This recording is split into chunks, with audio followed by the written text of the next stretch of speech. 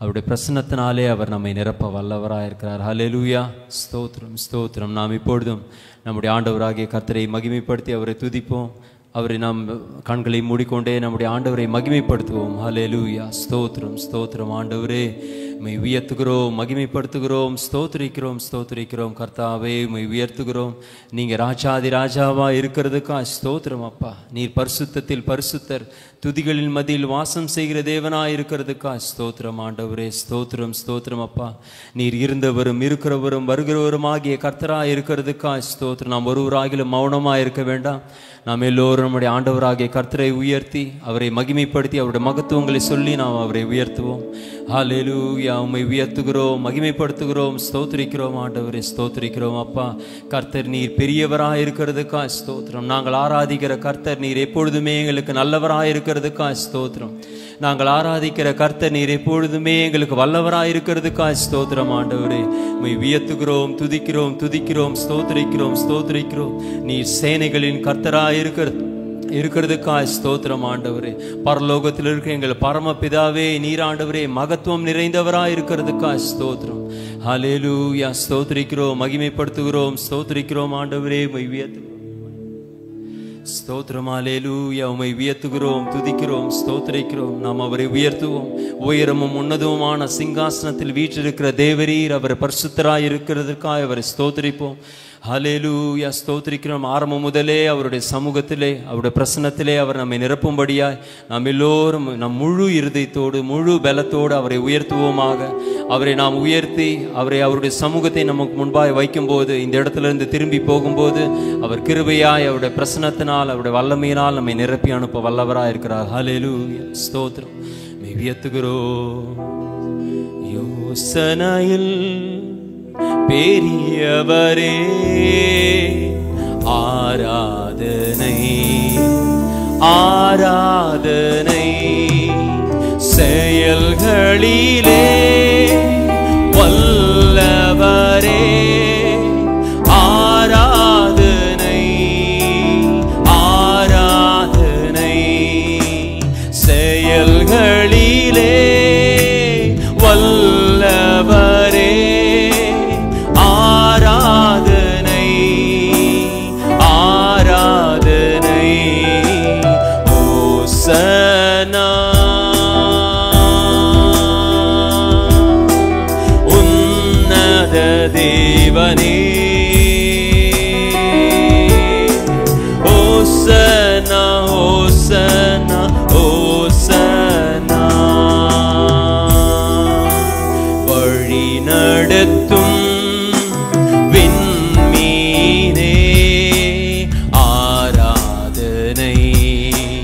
ஆராதனை, ஒளி வீசும் விடி வெள்ளியே ஆராதனை ஆராதனை, ஒளி வீசும் விடி வெள்ளியே ஆராதனை ஆராத.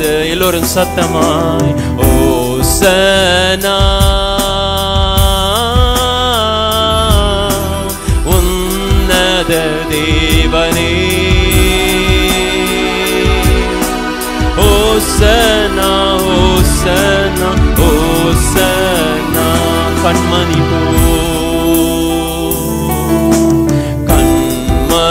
போல் என்னை காப்பவரே ஆராதனை ஆராதனை, கழுகு போல என்னை சுமப்பவரே ஆராதனை ஆராதனை, கழுகு போல என்னை சுமப்பவரே ஆராதனை ஆராதனை. ஓசனா உன்னத தேவனே, ஓசனா ஓசனா ஓசனா. நம்முடைய பரிசுத்தரை உயர்த்துவோம். கர்த்தரே என்னை படைத்தவரே. ஆராதனை ஆராதனை என் பாவங்களை மன்னித்தவரே. ஆராதனை ஆராதனை என் பாவங்களை மன்னித்தவரே. ஆராதனை ஆராதனை ஓசனா உன்னத தேவனே. ஓசனா ஓசனா ஓசனா. உறுதியான எங்கள் அடித்தளமே. ஆராதனை ஆராதனை விலையுயர்ந்த மூலைக்கல்லே. ஆராதனை ஆராதனை விலையுயர்ந்த மூலைக்கல்லே. ஆராதனை ஆராதனை ஓசனா உன்னத தேவனே. ஓசனா ஓசனா ஓசனா. துதிக்கிறோம் ஆண்டவரே, உம்மை உயர்த்துகிறோம், ஸ்தோத்திரிக்கிறோம் ஸ்தோத்திரிக்கிறோம் அப்பா. உம்மை துதிக்கிறோம். நீர் யோசனையில் பெரியவராயிருக்கிறதுக்காக உம்மை ஸ்தோத்திரிக்கிறோம். நீ துதிகளின் மத்தியிலே வாசம் செய்கிறவர். நீர் ஆலோசனை கர்த்தாவாய் இருக்கிறதுக்காக உமக்கு ஸ்தோத்திரம். நாம் எல்லோரும் அவரை நோக்கி பார்ப்போம். அவரை மாத்திரமே துதித்து அவரை உயர்த்துவோமாக. ஹல்லேலூயா ஸ்தோத்திரம். நாங்கள் நம்பத்தகுந்த கண்மலையாயிருக்கிறவரே உமக்கு ஸ்தோத்திரம் ஆண்டவரே. உம்மை உயர்த்துகிறோம் ஸ்தோத்திரிக்கிறோம். சிங்காசனத்தில் வீற்றிருக்கிற தேவரீ, நீர் பரிசுத்தராய் இருக்கிறதுக்காக ஸ்தோத்திரம் ஆண்டவரே. உம்மை உயர்த்துகிறோம், மகிமைப்படுத்துகிறோம், ஸ்தோத்திரிக்கிறோம் அப்பா. எங்கள் மேகஸ்தம்பமாயிருந்து எங்களை வழி நடத்துகிறவரே உமக்கு ஸ்தோத்திரம். எங்களுக்கு முன்பாயிருந்து கோணலானவைகளை செவ்வையாக்குகிறவரே உமக்கு ஸ்தோத்திரம் அப்பா. ஆண்டவரே, அக்கினி ஸ்தம்பமாயிருந்து எங்களுக்கு பின்னாக இருந்து எங்களை பாதுகாக்கிறவரே உம்மை உயர்த்துகிறோம் ஆண்டவரே. உம்மை துதிக்கிறோம், மகிமைப்படுத்துகிறோம், ஸ்தோத்திரிக்கிறோம் அப்பா. ஸ்தோத்திரிக்கிறோம் ஸ்தோத்திரிக்கிறோம். ஹல்லேலூயா. எங்கள் முழு மனதோடு முழு பலத்தோடு முழு ஆண்டவரே ஆத்மாவோடு உம்மை நோக்கி பார்க்கிறோம் ஆண்டவரே. உம்மை துதிக்கிறோம், ஸ்தோத்திரிக்கிறோம் ஸ்தோத்திரிக்கிறோம் அப்பா. உம்மை உயர்த்துகிறோம் அப்பா. எங்களை உம்மை துதிப்பதற்காகவே சொந்த ஜனமாய் எங்களை தெரிந்து கொண்டிருக்கிறீரே. உம்மை உயர்த்துகிறோம் ஆண்டவரே. ஸ்தோத்திரிக்கிறோம் ஸ்தோத்திரிக்கிறோம் ஸ்தோத்திரிக்கிறோம் அப்பா. ஹல்லேலூயா. எங்களை ரட்சித்தவர் நீர் மகா பெரிய தேவனாய் இருக்கிறதுக்காக ஸ்தோத்திரம். நாங்கள் நல்லவர்களா இருந்ததினால் அல்ல ஆண்டவரே, நாங்கள் பாவிகளா இருந்த போதிலும் எங்களுக்காய் உம்முடைய விலையேற பெற்ற ரத்தத்தை சிந்தினவரே உம்மை உயர்த்துகிறோம் அப்பா. உம்மை உயர்த்துகிறோம், ஸ்தோத்திரிக்கிறோம் அப்பா. உம்மை உயர்த்துகிறோம். உம்முடைய ஆண்டவரே சட்டைகளின் மறைவிலே அப்பா எங்களை மறைத்து எங்களை பாதுகாக்கிற தேவனாய் நீங்க இருக்கிறதுக்காக ஸ்தோத்திரம் ஆண்டவரே. உம்மை உயர்த்துகிறோம், துதிக்கிறோம், மகிமைப்படுத்துகிறோம், ஸ்தோத்திரிக்கிறோம் ஸ்தோத்திரிக்கிறோம் அப்பா. ஹல்லேலூயா ஹல்லேலூயா. உம்மை உயர்த்துகிறோம் ஆண்டவரே. எல்லோரும் உற்சாகமாய் நம்முடைய ஆண்டவராகிய கர்த்தரை மகிமைப்படுத்தி அவரை உயர்த்தி அவரை துதிப்போமாக. உம்மை உயர்த்துகிறோம், ஸ்தோத்திரிக்கிறோம். ஹல்லேலூயா. எந்தன் கண்மலையானவரே, என்னை காக்கும் தெய்வம் நீரே. எந்தன் கண்மலையானவரே, என்னை காக்கும் தெய்வம் நீரே. ஓஹோ வல்லமை மாட்சிமை நிறைந்தவரே, மகிமைக்கு பாத்திரரே. வல்லமை மாட்சிமை நிறைந்தவரே, மகிமைக்கு பாத்திரரே. ஓஹோ ஆராதனை உமக்கே, ஆராதனை உமக்கே, ஆராதனை உமக்கே, ஆராதனை. எல்லோரும் கரங்களை தட்டி பாடுவோம். ஓஹோ ஆராதனை உமக்கே, ஆராதனை உமக்கே, ஆராதனை உமக்கே, ஆராதனை உமக்கே. உந்தன் சிறகுகளில் உந்தன் சிறகுகளின் நிழலில் என்றென்றும் மறைய செய்தி. உந்தன் சிறகுகளின் நிழலில் என்றென்றும் மறைய செய்தி. ஓஹோ தூயவரே என் துணையாளரே, துதிக்கு பாத்திரரே. தூயவரே என் துணையாளரே, துதிக்கு பாத்திரரே. ஓஹோ ஆராதனை உமக்கே, எங்கள் ஆராதனை உமக்கே. ஆராதனை உமக்கே, ஆராதனை உமக்கே. ஓஹோ ஆராதனை உமக்கே, ஆராதனை உமக்கே. ஆராதனை உமக்கே, ஆராதனை உமக்கே. எந்தன் பலவீன நேரங்களில் உம் கிருபை தந்தீரையா. எந்தன் பலவீன நேரங்களில் உம் கிருபை தந்தீரையா. ஓஹோ இயேசு ராஜா என் பலனானே, எதற்கும் பயமில்லையே. இயேசு ராஜா என் பலனானே, எதற்கும் பயமில்லையே. ஓஹோ ஆராதனை உமக்கே, ஆராதனை உமக்கே. ஆராதனை உமக்கே, ஆராதனை உமக்கே. அல்லேலூயா ஆராதனை உமக்கே, ஆராதனை உமக்கே. ஆராதனை உமக்கே, ஆராதனை உமக்கே. எந்தன் உயிருள்ள நாட்களெல்லாம் உம்மை புகழ்ந்து பாடிடுவே.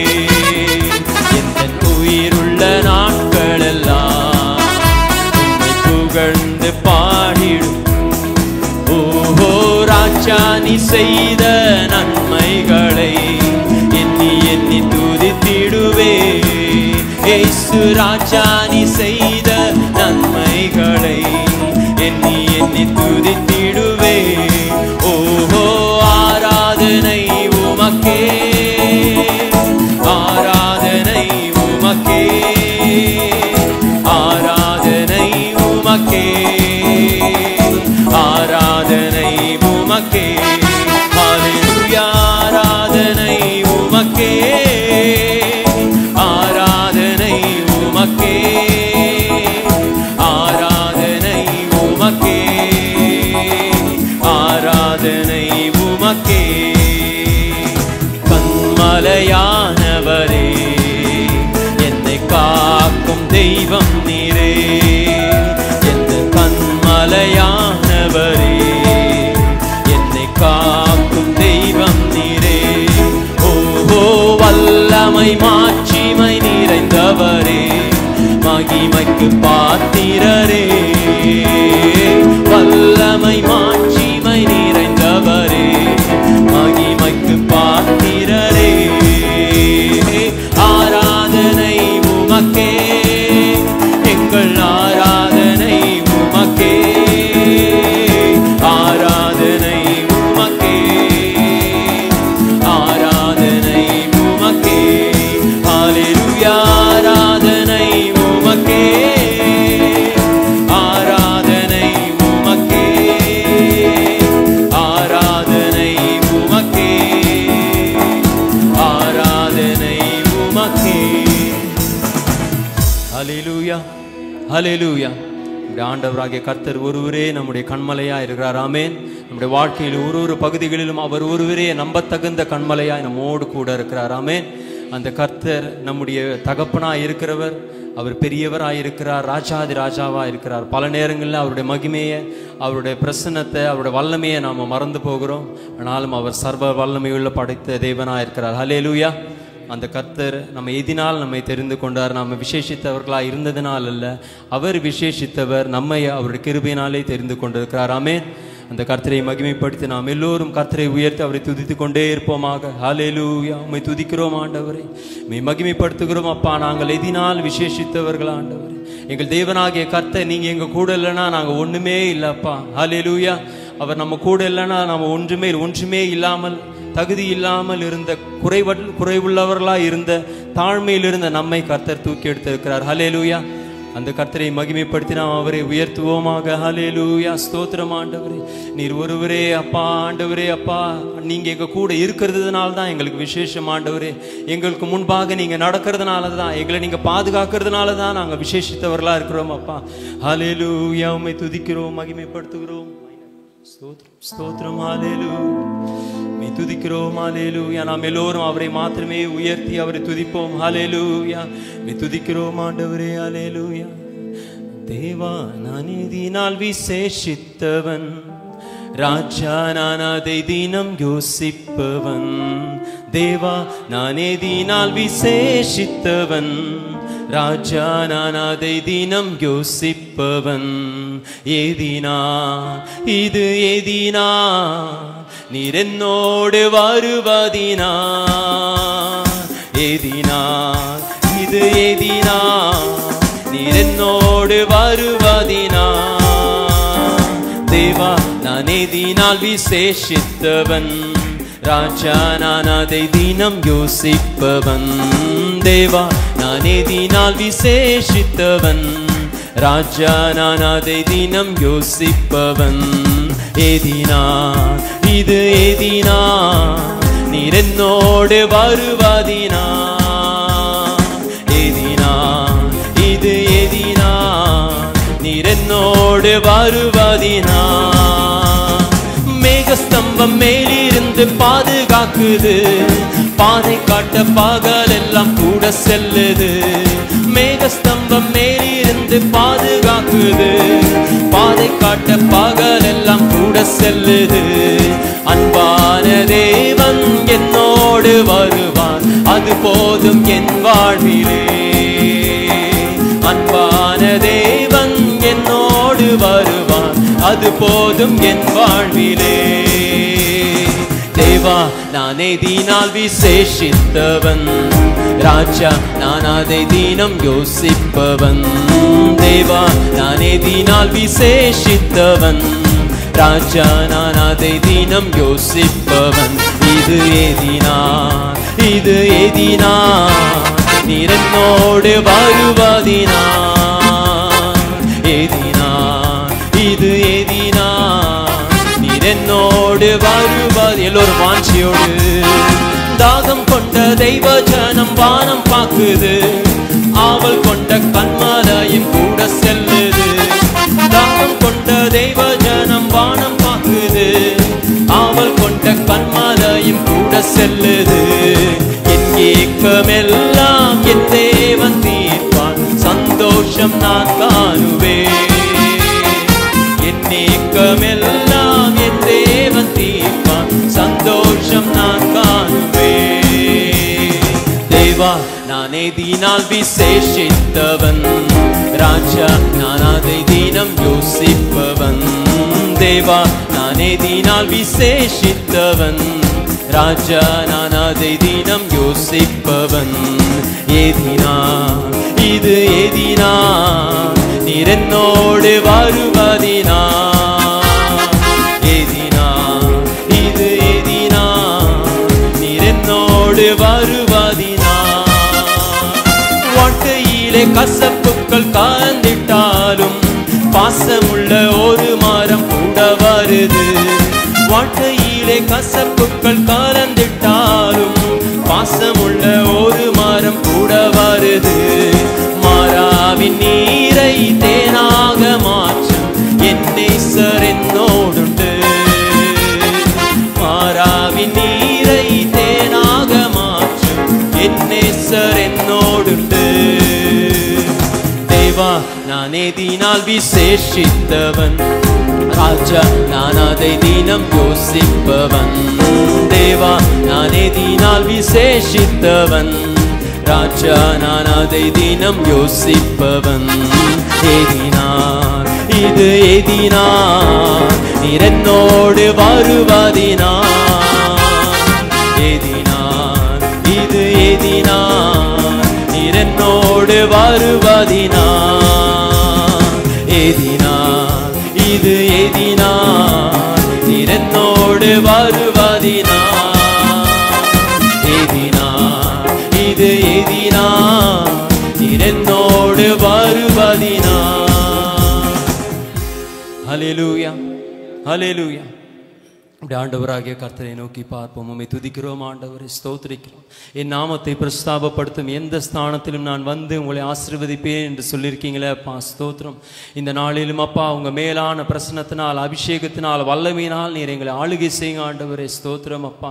உம்மை துதிக்கிறோம். உம்மை துதித்து உம்முடைய சமூகத்தை, உம்முடைய நாமத்தை முன்பதாக வைக்க எங்களுக்கு கர்த்தர் பாராட்டின கிருபைக்காய் உம்மை ஸ்தோத்திரிக்கிறோம் அப்பா. நாங்கள் வந்த ஒவ்வொரு வெறுமையாய் திரும்பி போகாதபடி உங்க பிரசன்னத்தினால், அபிஷேகத்தினால் எங்க ஒவ்வொருவரும் நீங்க நிரப்பி நடத்த போறதுக்காக ஸ்தோத்திரம் ஆண்டவரே. எங்கள் சோர்வுகள் நீங்கட்டும், பலவீனங்கள் நீங்கட்டும், நிர்விசாரங்கள் நீங்கட்டும் இயேசு கிறிஸ்துவின் நாமத்தினாலே. எங்கள் உற்சாகத்தின் ஆவியானவரே எங்களை ஆளுகை செய்யுங்க.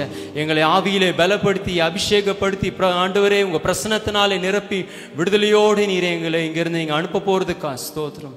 துதிக்கிறோம் அப்பா, மகிமைப்படுத்துகிறோம், ஸ்தோத்திரிக்கிறோம். எங்கள் ஆவியானவர் எங்கள் அப்பா பரம தகப்பன் எங்க கூட இருந்து அப்பா மீதமுள்ள காரியம் அப்பா கடைசி வரை இந்த ஆராதனை முடிவு வரை எங்க கூட நீரே இருந்து உங்க பிரசன்னத்தினால் எங்களை ஆட்கொண்டு எங்களை இடைக்கட்டி நீர் எங்களை வழிநடத்த போறதுக்காக ஸ்தோத்திரிக்கிறோம் அப்பா. உங்களுடைய சமூகம் எங்களை ஆளுகை செய்யட்டும் ஆண்டவராகிய இயேசு கிறிஸ்துவின் நாமத்தினால் ஜெபிக்கிறோம் பிதாவே, ஆமென். நாம் இப்பொழுது நம்முடைய ஆண்டவராகிய கர்த்தரை மகிமைப்படுத்தி நாம் எல்லோரும் கரங்களை தட்டி உற்சாகமாய் நம்முடைய பரிசுத்தரை உயர்த்தி கிறிஸ்துவுக்குள் வாழும் எனக்கு எப்போதும் வெற்றி உண்டு என்ற பாடலே, மரணத்தை ஜெயித்தவர், பாதாளத்தை வென்றவர் அந்த கர்த்தர் நம்ம இந்த வாழ்க்கையிலே நமக்கு தந்த வாழ்க்கையிலே எல்லாவற்றையும் ஜெயிக்க, உலக காரியங்களை ஜெயிக்க கர்த்தர் நமக்கு கிருபை பாராட்டி கொண்டிருக்கிறார். ஹல்லேலூயா. நாம் எல்லோரும் உற்சாகமாக கரங்களை தட்டி கிறிஸ்துவுக்குள் வாழும் எனக்கு எப்போதும் வெற்றி உண்டு என்ற பாடலை நாம் கர்த்தரை மகிமைப்படுத்தி பாடுவோம்.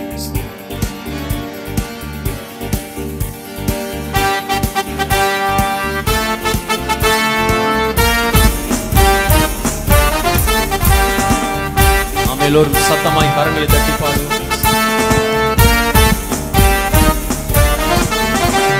கிறிஸ்துவுக்குள் வாழும் எனக்கு எப்போதும் வெற்றி உண்டு.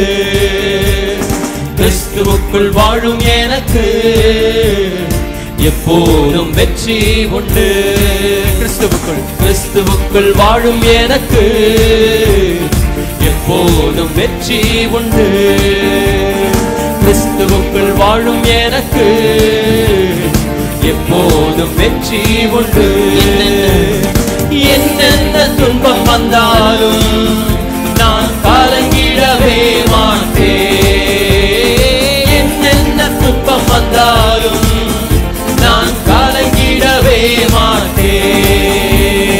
யார் என்ன சொன்னாலும், யார் என்ன சொன்னாலும் நான் சோர்ந்து போக மாட்டேன், நான் சோர்ந்து போக மாட்டேன்.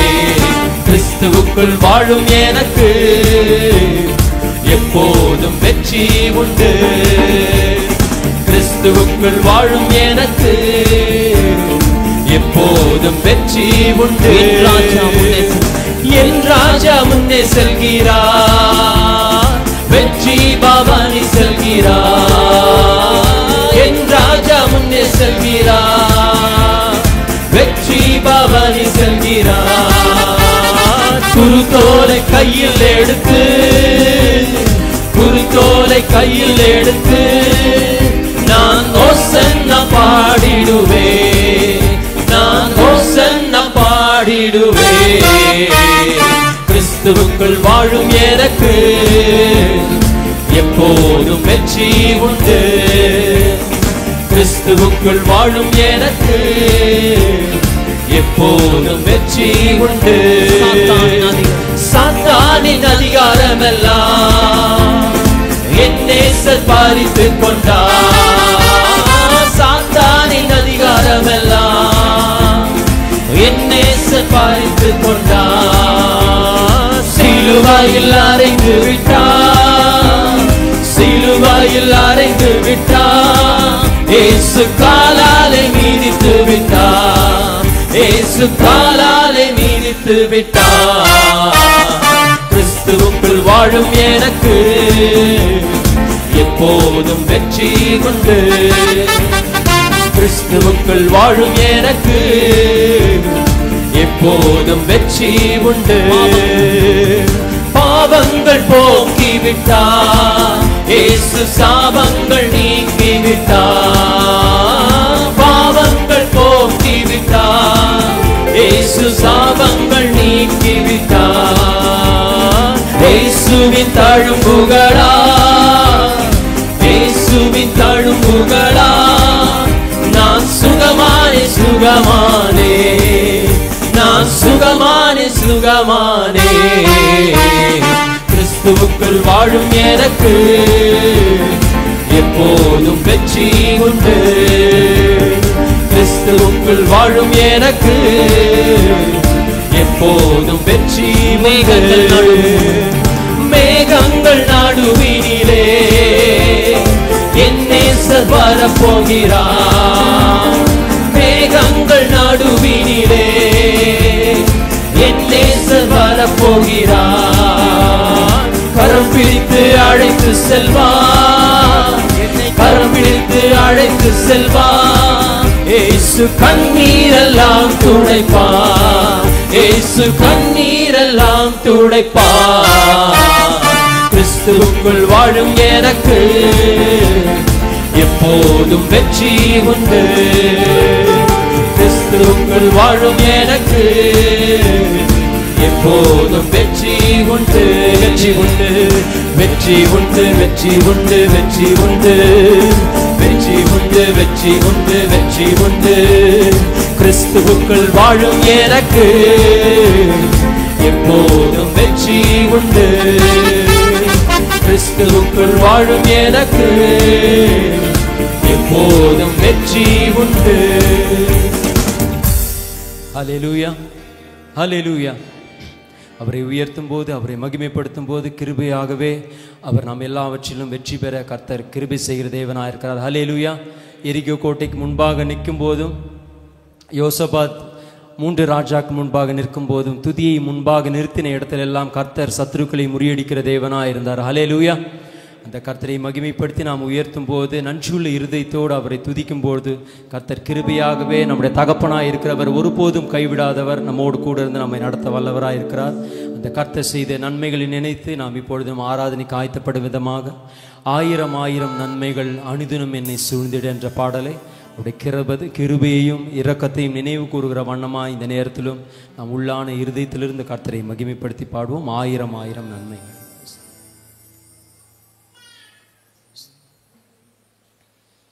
நன்றியுள்ள இருதயத்தோடு நாம் எல்லோரும் வாய்களை திறந்து நாம் பாடுவோம்.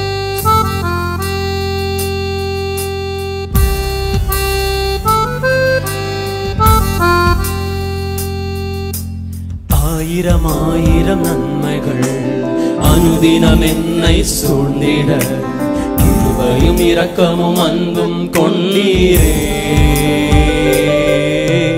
1000 நன்மைகள் அனுதினம் என்னை சூழ்ந்திட, கிருபையும் இரக்கமும் அன்பும் கொண்டீரே. நல்ல எபினேசராய் என்னை நடத்தி வந்தீரே, நன்றி சொல்ல வார்த்தை இல்லையே. நல்ல எபினேசராய் என்னை நடத்தி வந்தீரே, நன்றி சொல்ல வார்த்தை இல்லையே. ஓ காலை மாலை எல்லாம் வேளையிலும் என்னை நடத்தும் உம் கரங்கள் நான் கண்டே. தேவை பெருகும் போது சிக்கி தவித்திடாது உதவும் உம் கரங்கள் நான் கண்டே. காலை மாலை எல்லாம் வேளையிலும் என்னை நடத்தும் உம் கரங்கள் நான் கண்டே. தேவை பெருகும் போது சிக்கி தவித்திடாது உதவும் உம் கரங்கள் நான் கண்டேன். எல்லா நெருக்கத்திலும் என்னை விழாமல் காக்கும் அன்பின் நல்ல கர்த்தரே.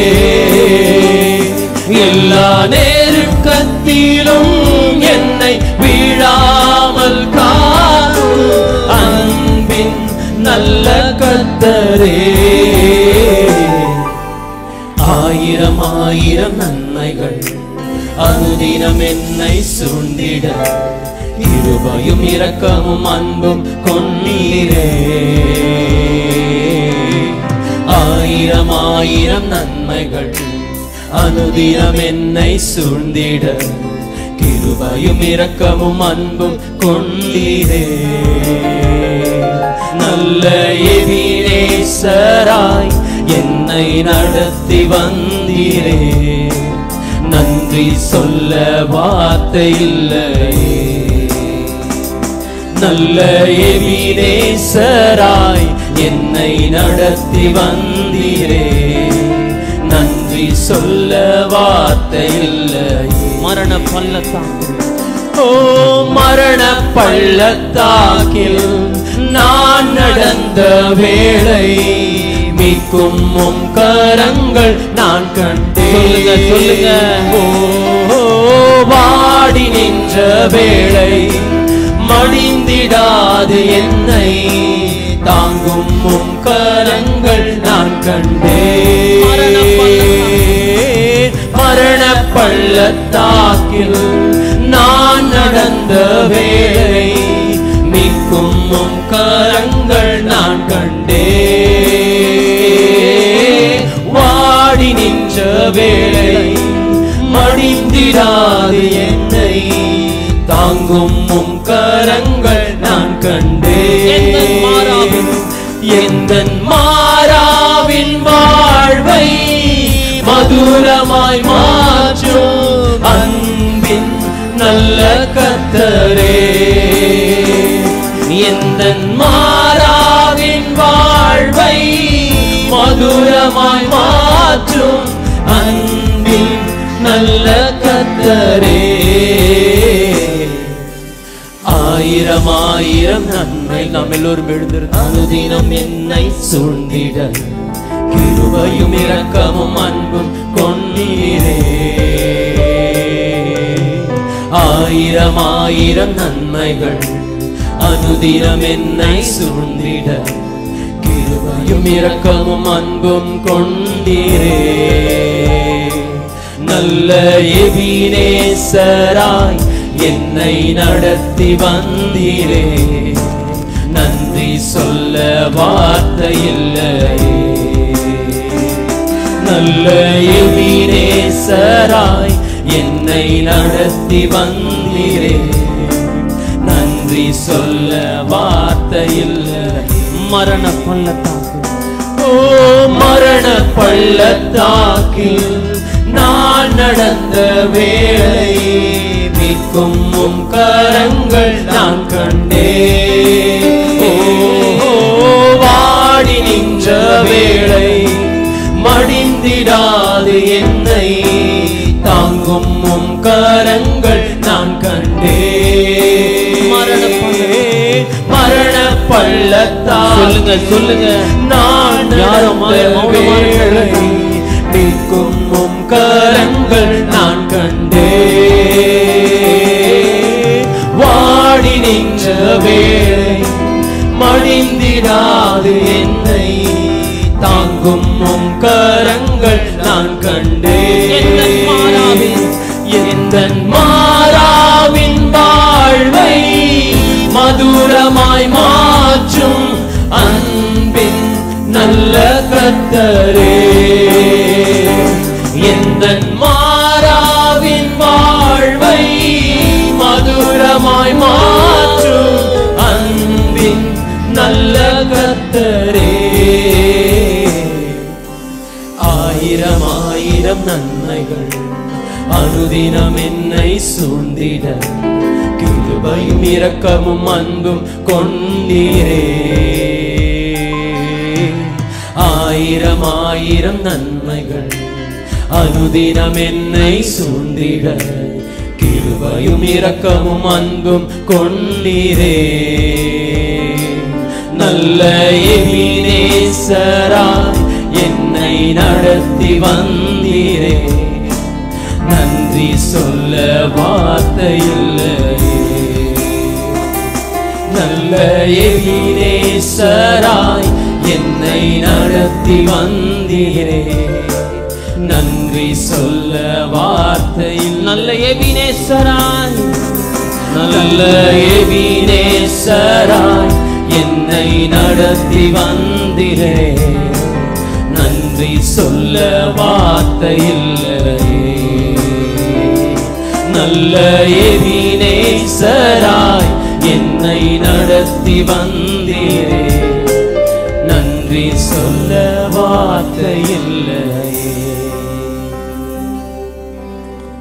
ஹல்லேலூயா. ஸ்தோத்திரம் ஆண்டவரே. ஆயிரம் ஆயிரமான நன்மைகளை அனுதினமும் கர்த்தர் செய்கின்றார். கர்த்தர் நமக்கு செய்கின்ற நன்மைகளுக்கு எண்ணிக்கையும் தொகையும் இல்லை. கணக்கிலடங்காத நன்மைகளை நம்முடைய ஆண்டவர் நமக்கு செய்து கொண்டே இருக்கின்றார். நம்முடைய கண்களுக்கு முன்பாக அவர் நன்மை செய்கின்றார். நம்முடைய கண்களுக்கு மறைவாக அவர் நமக்கு நன்மை செய்து கொண்டிருக்கின்றார். நம்முடைய அறிவுக்கு எட்டியபடி அவர் நமக்கு நன்மை செய்து கொண்டிருக்கின்றார். நம்முடைய அறிவுக்கு எட்டாத விதத்திலே பல நன்மைகளை நமக்கு பின்பாக அவர் செய்து கொண்டிருக்கின்றார். ஒவ்வொரு நாளிலும் எண்ணிக்கைக்கும் தொகைக்கும் அடங்காத நன்மைகள். எப்பொழுதோ நாம் நிர்மூலமாக வேண்டியவர்கள் அவருடைய கிருபையினாலும் இரக்கத்தினாலும் நாம் பாதுகாக்கப்பட்டிருக்கின்றோம். எத்தனையோ முறை சத்துரு மரண கண்ணிகளை கொண்டு வந்த பொழுதும் கிருபையாய் கர்த்தர் நம்மை பாதுகாத்து ஜீவனோடு வைத்திருக்கின்றார். இந்த உலகத்தில் ஒவ்வொரு நாளிலும் அவரே நம்மை நினைத்து நினைத்து நடத்துகின்றார். ஸ்திரீயானவள் தன் கர்ப்பத்தின் பிள்ளைக்கு இறங்காமல் தன் பாலகனை மறப்பாளோ? அவள் மறந்தாலும் நான் உங்களை மறப்பது இல்லை என்று சொல்லி இருக்கிறாரே. ஆண்டவர் நம்மை மறப்பதில்லை, நம்முடைய நினைவாகவே இருக்கின்றார். ஒவ்வொரு நாளிலும் அவர் நம்முடைய நினைவாகவே இருக்கின்றார். ஒவ்வொரு நாளிலும் நம்மை தாங்குகிறார், நம்மை ஏந்துகிறார், நம்மை தப்புவிக்கிறார், நம்மை சுமக்கிறார். எல்லாவற்றையும் அவரே செய்கின்றார். கர்த்தர் நமக்கு செய்திருக்கிற எல்லா உபகாரங்களுக்காக நாம் அவருக்கு எண்ணத்தை செலுத்துவோம். ரட்சிப்பின் பாத்திரத்தை எடுத்துக்கொண்டு கர்த்தருடைய நாமத்தை நாம் தொழுது கொள்வதை தவிர வேறு ஒன்றையும் அவருக்கு நாம் செய்ய முடியாது. அவர் செய்கின்ற நன்மைகளை நினைத்து நினைத்து நன்றி சொல்வதை விட வேறு எதையுமே நாம் அவருக்கு செய்ய முடியாது. எல்லாம் அவருடைய கிருபை, எல்லாம் அவருடைய இரக்கம், எல்லாம் அவருடைய தயவு. ஞானிகளை வெட்கப்படுத்தும்படி பைத்தியமான நம்மை தெரிந்து கொள்ளவில்லையா? பலமுள்ளவைகளை வெட்கப்படுத்தும்படி பலவீனமான நம்மையும் தெரிந்து கொள்ளவில்லையா? உள்ளவைகளை அவமாக்கும்படி தேவன் உலகத்தில் இழிவானவைகளும் அற்பமாய் எண்ணப்பட்டவைகளும் இல்லாதவைகளுமாய் இருக்கிற நம்மையும் கர்த்தர் தெரிந்து கொள்ளவில்லையா? இந்த மேலான ரட்சிப்பை ஞானிகளுக்கும் கல்விமான்களுக்கும் மறைத்து பாலகராகிய நமக்கு வெளிப்படுத்தினாரே. அந்த ஆண்டவருக்கு நாம் நன்றி செலுத்துவோம். ஹல்லேலூயா. உமக்கு நன்றி அப்பா, உமக்கு நாங்கள் நன்றி செலுத்துகிறோம், ஸ்தோத்திரிக்கிறோம், ஸ்தோத்திரிக்கிறோம். ஒவ்வொரு நாளிலும் அவர் நம்மை நினைத்து நினைத்து நம்மை நடத்துகின்றார். ஒவ்வொரு நாளிலும் அவர் நம்மோடு கூட இருக்கிறார். என் தகப்பனும் என் தாயும் என்னை கைவிட்டாலும் கர்த்தர் என்னை சேர்த்துக் கொள்வார் என்று சங்கீதக்காரன் சொல்லுகிறார். ஆண்டவர் ஒருவரே நம்மை சேர்த்துக் கொள்ளுகிறார். ஒவ்வொரு நாளிலும் நம்மை சூழ்ந்து கொள்ளுகிறார். ஒவ்வொரு நாளிலும் நம்மை வழிநடத்துகிறார். ஒவ்வொரு நாளிலும் நம்மை தாங்குகிறார், ஏந்துகிறார், தப்புவிக்கிறார், சுமக்கிறார். நமக்காக யாவையும் செய்கின்றார். நன்றி அப்பா, உமக்கு நன்றி. நன்றி ஆண்டவரே, நாங்கள் உம்மை உயர்த்துகிறோம். Thank you Lord. Hallelujah, hallelujah, hallelujah. உமக்கு நன்றி ஆண்டவரே, நாங்கள் உம்மை ஸ்தோத்திரிக்கிறோம். Thank you Jesus. Hallelujah, hallelujah, hallelujah, hallelujah. உமக்கு நன்றி. மறவாமல் நினைத்தீரையா,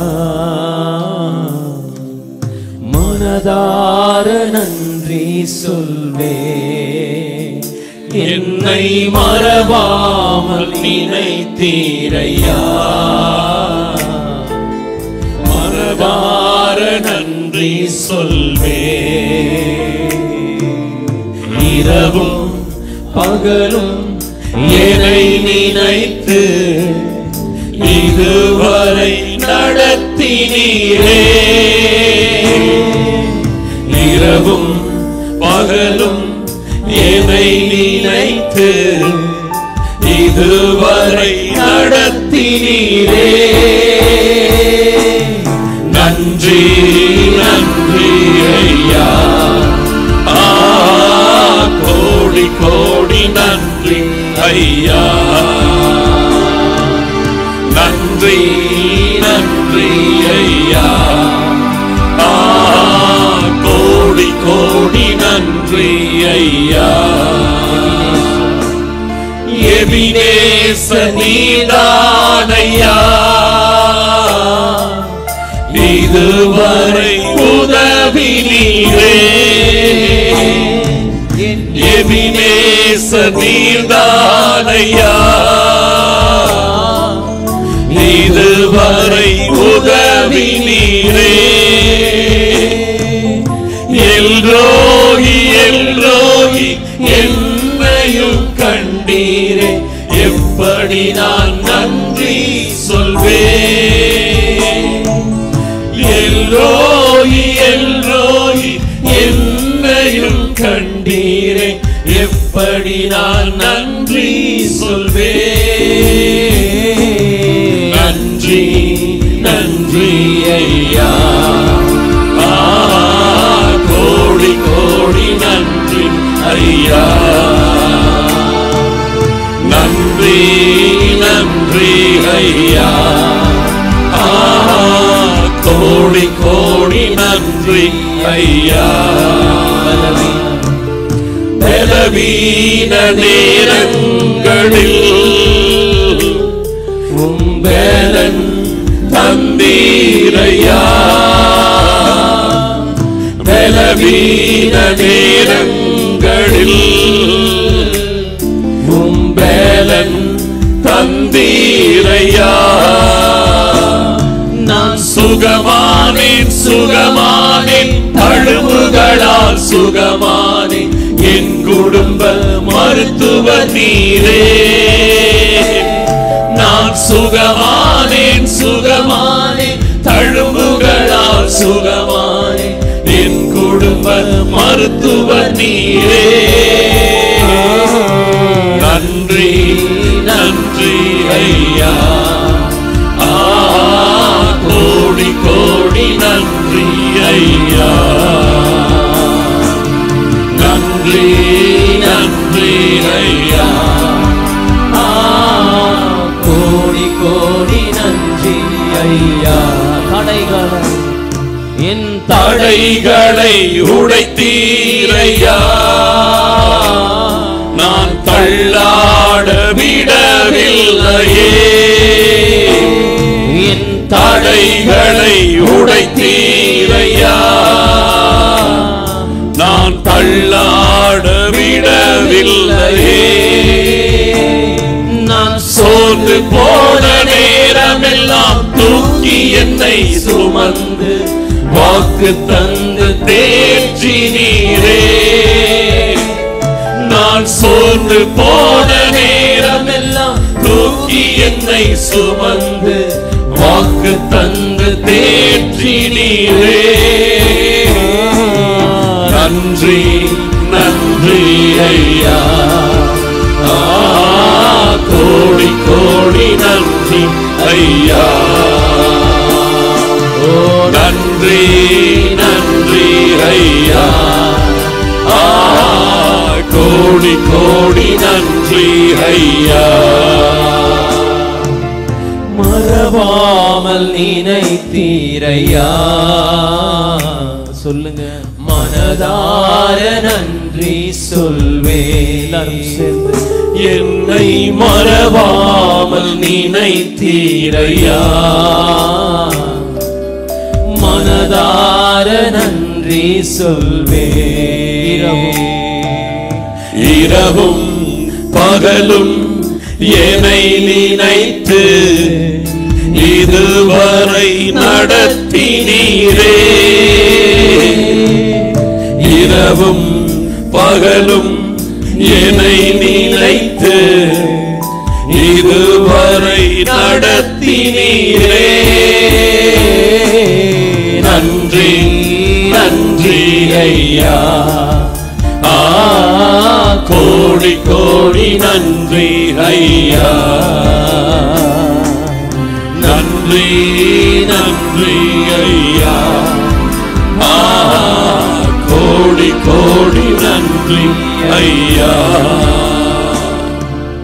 ஒன்றுமே இல்லாம துவங்கின என் வாழ்வு நன்மையா நிறைந்துள்ளதே. ஒன்றுமே இல்லாம துவங்கின என் வாழ்வு நன்மையா நிறைந்துள்ளதே. ஒரு தீமையும் நினைக்காத நல்ல ஒரு தகப்பன் உமை போல இல்ல. ஒரு தீமையும் நினைக்காத நல்ல ஒரு தகப்பன் உமை போல இல்ல. எபினேசரே எபினேசரே இந்நாள் வரை சுமந்தவரே. எபினேசரே எபினேசரே என் நினைவாய் இருப்பவரே. நன்றி நன்றி நன்றி. சொல்லுங்க சொல்லுங்க. சுமந்தீரே நன்றி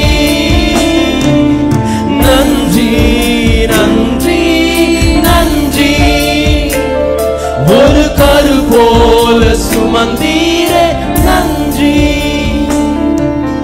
ஞானிகள் மத்தியில் பைத்தியம் என்னையும் அழைத்தது அதிசயமே. சொல்லுங்க சொல்லுங்க. ஞானிகள் மத்தியில் பைத்தியம் என்னையும் அழைத்தது அதிசயமே. நான் இதற்கான பாத்திரன் அல்ல. இது கிருபையே வேறொன்றுமில்ல. நான் இதற்கான பாத்திரன் அல்ல. இது கிருபையே வேறொன்றுமில்ல. எபினேசரே எபினேசரே இந்நாள் வரை சுமந்தவரே. எபினேசரே எபினேசரே என் நினைவாய் இருப்பவரே. நன்றி நன்றி நன்றி. இதயத்தில் சுமந்தீரே நன்றி நன்றி நன்றி நன்றி. சொல்லுங்க சொல்லுங்க. ஒரு கரு போல சுமந்தீ நன்றி.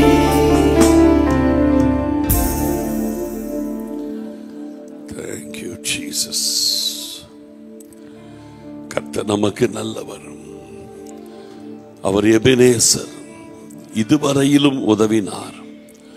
இனியும் அவர் நம்மை நடத்துவார். முற்றுமுடிய அவர் நம்மை நடத்த வல்லமையுள்ள தேவனாய் நம்மோடு கூட இருக்கின்றார். அவர் முடிவு பரியந்தம் நம்மை நடத்துகிறவர். தேவ பிள்ளைகளே, என்றைக்கு நாம் ரட்சிக்கப்பட்டோமோ அன்றைக்கே அவருடைய கரம் நம்மை நடத்த ஆரம்பித்து விட்டது. அவர் கடைசி வரை கைவிடாமல் நடத்துவார். அவர்தான் நம்மை விட்டு எடுபடாத நல்ல பங்கு நிரந்தரமானவர் அவர். இந்த உலகத்தில் ஒரே நிரந்தரமான உறவு நமக்கு கர்த்தர் மட்டும்தான். அவரே என்றென்றைக்கும் நம்மை நடத்த வல்லவராயிருக்கிறார். ஸ்தோத்திரம் ஆண்டவரே, உம்மை உயர்த்துகிறோம், மகிமைப்படுத்துகிறோம். ஆண்டவரே, நாங்கள் உம்மை ஸ்தோத்தரிக்கிறோம், ஸ்தோத்தரிக்கிறோம் அப்பா, நாங்கள் உம்மை ஸ்தோத்தரிக்கிறோம், ஸ்தோத்தரிக்கிறோம், ஸ்தோத்தரிக்கிறோம், ஸ்தோத்தரிக்கிறோம். Thank you Jesus. நம்மை முற்றிலும் கர்த்தருடைய கரங்களில் ஒப்பு கொடுப்போமாக. நன்றி அப்பா, உமக்கு ஸ்தோத்திரம், ஸ்தோத்திரம், ஸ்தோத்திரம், ஸ்தோத்திரம், ஸ்தோத்திரம். தொடர்ந்து ஆராதனை மீதியான பகுதிகளை ஆண்டவருடைய சமூகத்தில் கொடுத்து ஜெபிப்போம். எங்களை அளவு கடந்து நேசிக்கும் எங்கள் ஜீவனுள்ள தகப்பனே, ஆசீர்வதிக்கப்பட்ட இந்த காலை நேரத்துக்காக நன்றி அப்பா. முதல் ஆராதனையிலே தேவ ஆவியானவர் எங்களோடு கூட இருந்து உம்முடைய அபிஷேகத்தினால் எங்களை நிரப்பி உம்முடைய வார்த்தையினால் எங்களை போஷித்தீரே, அதற்காக ஸ்தோத்திரம். இந்த இரண்டாவது ஆராதனையிலும் தேவ ஆவியானவர் எங்கள் மத்தியில் இருப்பதற்காக நன்றி அப்பா. கர்த்தாவே, இவ்வளவு நேரம் கர்த்தாவே பாடல் மூலமாகவும் துதி மூலமாகவும் ஆண்டவரே நீர் மகிமைப்பட்டீங்களே, அதற்காக நன்றி அப்பா. ஆண்டவரே, இந்த கூடாரத்தில் வந்திருக்கிற ஒவ்வொரு தேவ பிள்ளைகளையும் நீர் அறிவீர் அப்பா. நீர் அவருடைய உள்ளத்தை ஆராய்ந்து அறிகிற தேவன் அப்பா.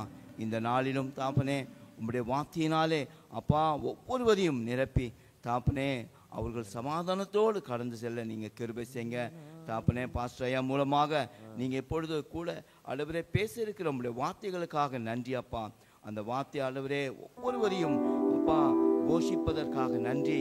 அதன்படி நடக்க எங்களுக்கு நல்ல வழியை நீ தாங்கப்பா. பரிசுத்த ஆவியானவரே, இந்த வாரம் முழுவதும் உம்மோடு கிருபை ஒவ்வொரு பிள்ளைகளோடு கூட இருந்து உமக்கு சித்தமானால் ஒரு புதிய மாதத்தை காண தேவன் கிருபை செய்யுங்கப்பா. நன்மையும் கிருபையும் தொடரட்டும்.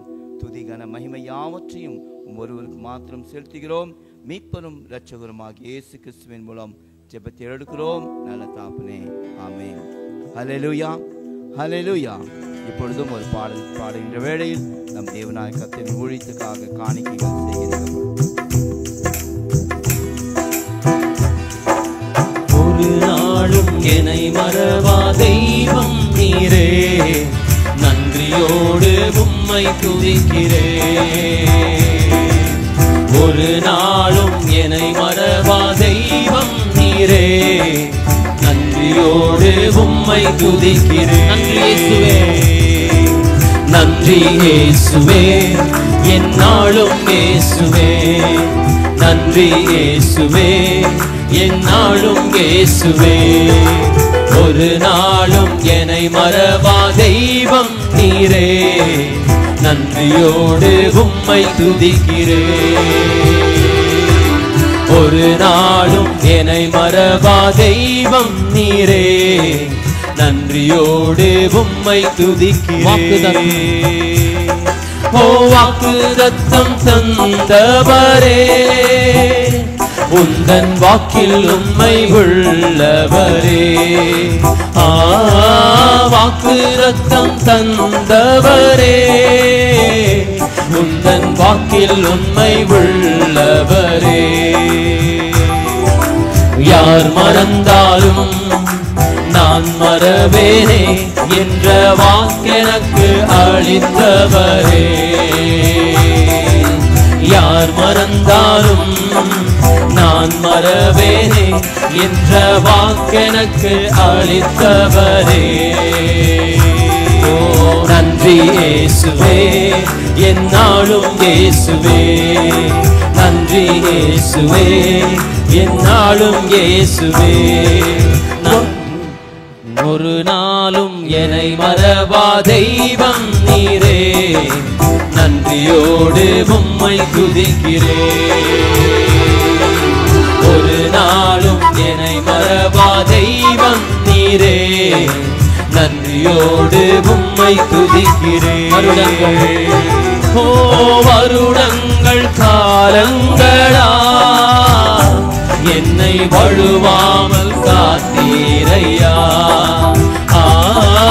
வருடங்கள் காலங்களா என்னை வழுவாமல் காத்தீரையா. கரத்தால் நீர் என்னை தாங்கினீ, உம் சிறகாலே மூடி காத்திட்டீர். சொல்லுங்க.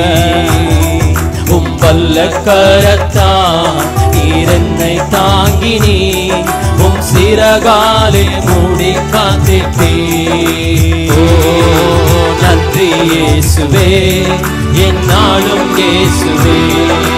நன்றி இயேசுவே, என்னாலும் இயேசுவே. என் எதிர்காலம் உம் கையிலே, எந்தன் பயம் யாவும் நீங்கியதே. எதிர்காலம் உம் கையிலே, எந்தன் பயம் யாவும் நீங்கியதே. ஓ நீரின் பக்கத்தில் நான் பயப்படேனே, என் துணையாக இருக்கின்றீரே. நீரின் பக்கத்தில் நான் பயப்படேனே, என் துணையாக இருக்கின்றீரே. நன்றி நன்றி இயேசுவே, என்னாலும் இயேசுவே. நன்றி இயேசுவே, என்னாலும் இயேசுவே. கர்த்தருடைய வார்த்தைகளுக்கு நேராய் செல்லலாம். கர்த்தர் நமக்கு நல்லவராய் இருக்கிறார். இந்த காலை வேளையிலும் ஆண்டவர் நம்மோடு கூட பேசவும் நம்மை ஆசீர்வதிக்கவும் நமக்கு நடுவில் இருக்கிறார். எல்லாரும் ஆண்டவரை பார்த்து கேட்ப, ஆண்டவரே என் வாழ்க்கையோடு நீங்க பேசுங்கப்பா, எனக்கு நீங்க பேசுங்க ஆண்டவரே, எனக்கு நீங்க பேசுங்க, என் வாழ்க்கையோடு நீங்க பேசுங்கப்பா. ஸ்தோத்திரம். எங்கள் மகா பரிசுத்தமுள்ள எங்கள் அருமையான பிதாவே, தேவரீர் இந்த நல்ல அருமையான காலை வேளையிலும் இந்த 2ஆம் ஆராதனையிலும் எங்களோடு இடைப்படுவதற்காக ஸ்தோத்திரம். எங்கள் ஆத்துமாவை பலப்படுத்தி இன்னும் நாங்கள் உங்களோடு நெருங்கி வாழ உங்களுடைய சித்தம் செய்ய எங்களை உருவாக்குவதற்காக ஸ்தோத்திரம். தாழ்த்தி அர்ப்பணிக்கிறோம். மகிமைப்படுங்க. இயேசு கிறிஸ்துவின் மூலம் ஜெபிக்கிறோம் நல்ல பிதாவே, ஆமென். இந்த நாளிலும் நம்முடைய தியானத்திற்கு ஆண்டவர் கொடுக்கிற வார்த்தை 1 சாமுவேல் 21வது அதிகாரம் 8, 9 2 வசனங்களை வாசிக்கலாம். 1 சாமுவேல் 21வது அதிகாரம் 8, 9. தாவீது அகிமேலக்கை பார்த்து, இங்கே உம்முடைய வசத்தில் ஒரு ஈட்டி ஆனாலும் பட்டயமானாலும் இல்லையா? ராஜாவின் காரியம் அவசரமானபடியினால் என் பட்டயத்தை ஆகிலும் என் ஆயுதங்களை ஆகிலும் நான் எடுத்துக்கொண்டு வரவில்லை என்றான். அதற்கு ஆசாரியன், நீர் ஏலே பள்ளத்தாக்கிலே கொன்ற பெலிஸ்தியனாகிய கோலியாத்தின் பட்டயம் இதோ ஏபோதுக்கு பின்னாக ஒரு புடவையிலே சுருட்டி வைத்திருக்கிறது. அதை நீர் எடுக்க மனதானால் எடுத்துக்கொண்டு போம். அதுவே அல்லாமல் வேறொன்றும் இங்கே இல்லை என்றான். அப்பொழுது தாவீது, அதற்கு நிகர் இல்லை, அதை எனக்கு தாரும் என்றான். அதற்கு நிகர் இல்லை, அதை எனக்கு தாரும் என்றான். அதற்கு நிகர் இல்லை, அதை எனக்கு தாரும் என்றான். இங்கே தாவீதுடைய வாழ்க்கையிலே ஒரு கடினமான பாதையில் போய் கொண்டிருக்கிறான். தாவீது இப்பொழுது சவுலால் துரத்தப்படுகிறான்.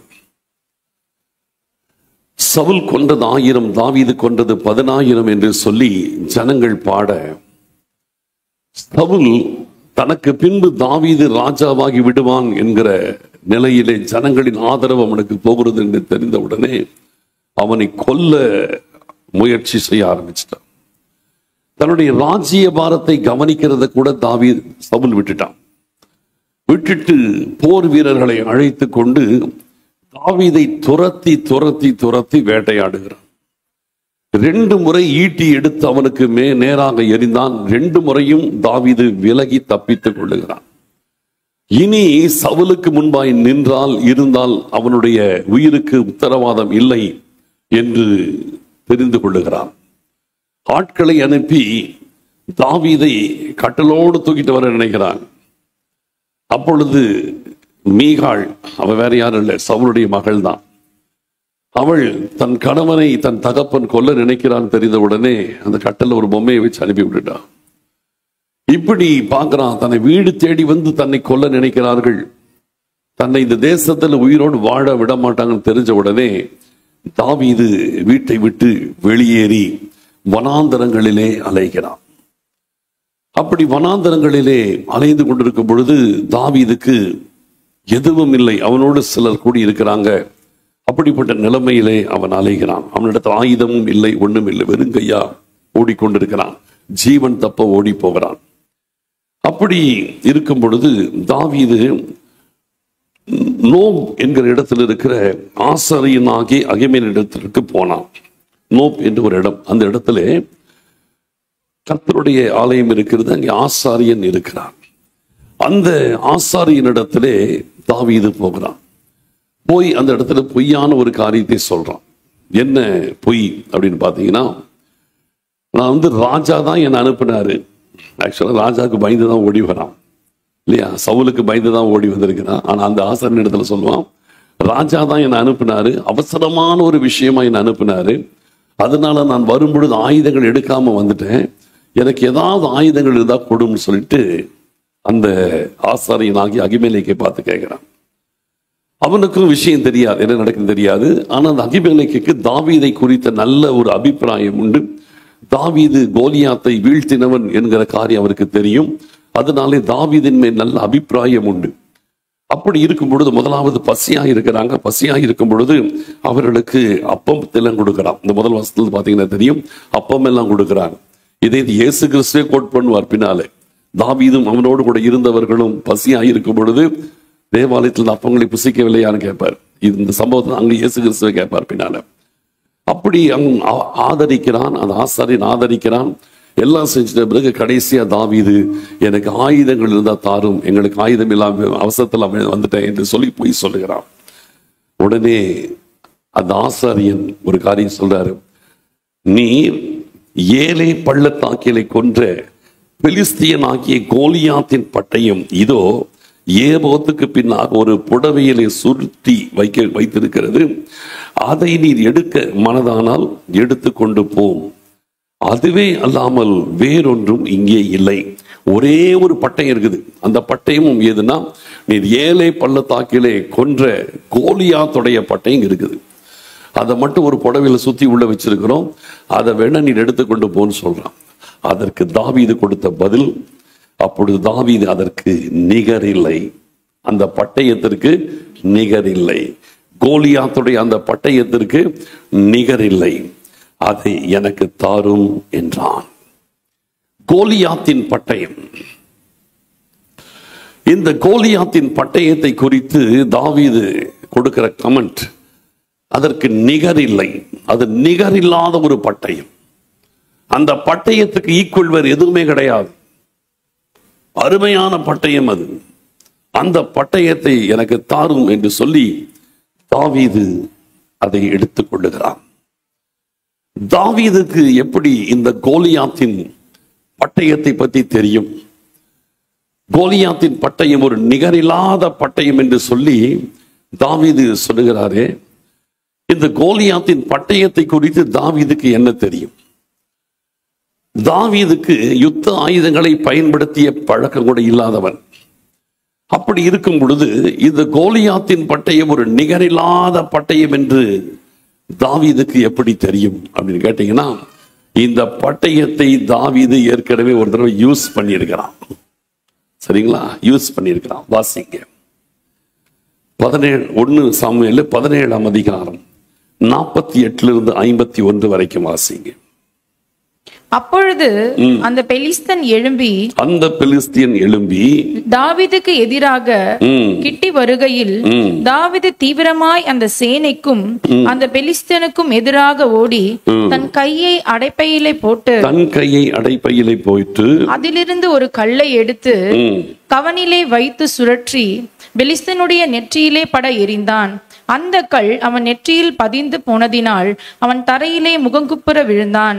இவ்விதமாக தாவீது ஒரு கவனினாலும் ஒரு கல்லினாலும் பெலிஸ்தனை மேற்கொண்டு அவனை மடங்கடித்து அவனை கொன்று போட்டான். தாவீதின் கையில் பட்டயம் இல்லாதிருந்தது. ஆகையால் தாவீது பெலிஸ்தன் அண்டையில் ஓடி அவன் மேல் நின்று அவன் பட்டயத்தை எடுத்து அதை அதன் உரையிலிருந்து உருவி அவனை கொன்று அதனாலே அவன் தலையை வெட்டி போட்டான். அப்பொழுது தங்கள் வீரன் செத்து போனான் என்று பெலிஸ்தர் கண்டு ஓடி போனார்கள். ஆமா, இந்த பட்டயத்தை கோலியாத் கூட யூஸ் பண்ணல, தாவீது யூஸ் பண்ணியிருக்கான் ஏற்கனவே. இந்த பட்டயத்தை அவன் யூஸ் பண்ணதுனால இந்த பட்டயத்துடைய மகிமை தாவீதுக்கு தெரியும். இங்கே என்ன நடக்கிறதுன்னு பார்த்தீங்கன்னா, பெலிஸ்தியனாகிய கோலியாத் இஸ்ரவேலின் இராணுவத்தை நிந்திக்கிறான். அவனை யுத்தத்திலே சந்திக்க யாருக்கும் தைரியம் இல்லை. அப்படிப்பட்டதான கோலியாத் சவால் விடுகிறார், என்னிடத்தில் தனியாய் வந்து மோதுவதற்கு யாருக்கு தைரியம் இருக்கிறது? அப்படி வரும் பொழுது நான் அவர்களை ஜெயித்து விட்டால் நீங்கள் எல்லாரும் எங்களுக்கு அடிமை, நான் தோற்றுவிட்டால் நாங்கள் எல்லாம் அடிமை என்று சவால் விடுகிறான். யாரும் அவனோடு மோத தயாராயில்லை. அப்படிப்பட்ட சூழ்நிலையிலே தாவீது யுத்த களத்திற்கு தன் சகோதரனை பார்க்க வந்தவன் இந்த காட்சியை பார்த்து, நான் போய் அந்த கோலியாத்தை சந்திக்கிறேங்கிறான், யுத்தத்தில் சந்திக்கிறேன். எல்லாரும் அவனை திட்டி அவமானப்படுத்தி துரத்துறாங்க, அவனுடைய அண்ணன்கள் எல்லாம் விரட்டி அடிக்கிறாங்க. கடைசியில் அவன் திரும்ப திரும்ப விசாரிக்கிறான், இந்த பெலிஸ்தியனை கொல்லுகிறவனுக்கு ராஜா என்ன செய்வார் என்ன செய்வார்? தன் மகளை திருமணம் செய்து கொடுப்பார், பெரியவன் ஆக்குவார், அதெல்லாம் செய்தி வருது. அவனுக்கு எப்படியாவது இந்த கோலியாத்தை அடிக்கணும். காரணம் என்ன? விருத்த சேதனம் இல்லாத இந்த பெலிஸ்தியன் இஸ்ரவேலின் இராணுவத்தை நிந்திப்பதை நம்ம பார்த்துட்டு சும்மா இருக்க முடியாது. அதுதான் அவனுடைய வைராக்கியம். கடைசியில இவனை கொண்டு போய் சவுல் கிட்ட விடுறாங்க. சவுல் கிட்ட விட்ட உடனே சவுல் பார்க்கறான், அவனை டிஸ்கரேஜ் பண்றான். அப்பா, கோலியாத் வந்து சிறு வயது முதல் யுத்த வீரன், உன்னை பார்த்த சின்ன பையமா இருக்கு, நீ இளைஞரா இருக்கிற, நீ எல்லாம் எப்படி கோலியாத்தோட சண்டை போட முடியும் என்று சொல்லி பார்க்கறான். ஆனால் தாவீது கேட்கிற மாதிரி இல்ல நான் யுத்தத்துக்கு போறேன்னு நினைக்கிறான். கடைசியிலே சவுல் என்ன செய்கிறான்? தன்னுடைய யுத்த தளவாடங்களை எல்லாம் எடுத்து கொடுக்கிறான். தன்னுடைய தலை சீரா, தன்னுடைய மார்க்கவசம், தன்னுடைய பட்டயம், தன்னுடைய ஈட்டி எல்லாத்தையும் எடுத்து கொடுத்து இதை மாட்டிக்கிட்டு போய் யுத்தம் பண்ணுன்னு சவுல் கொடுக்கிறான்.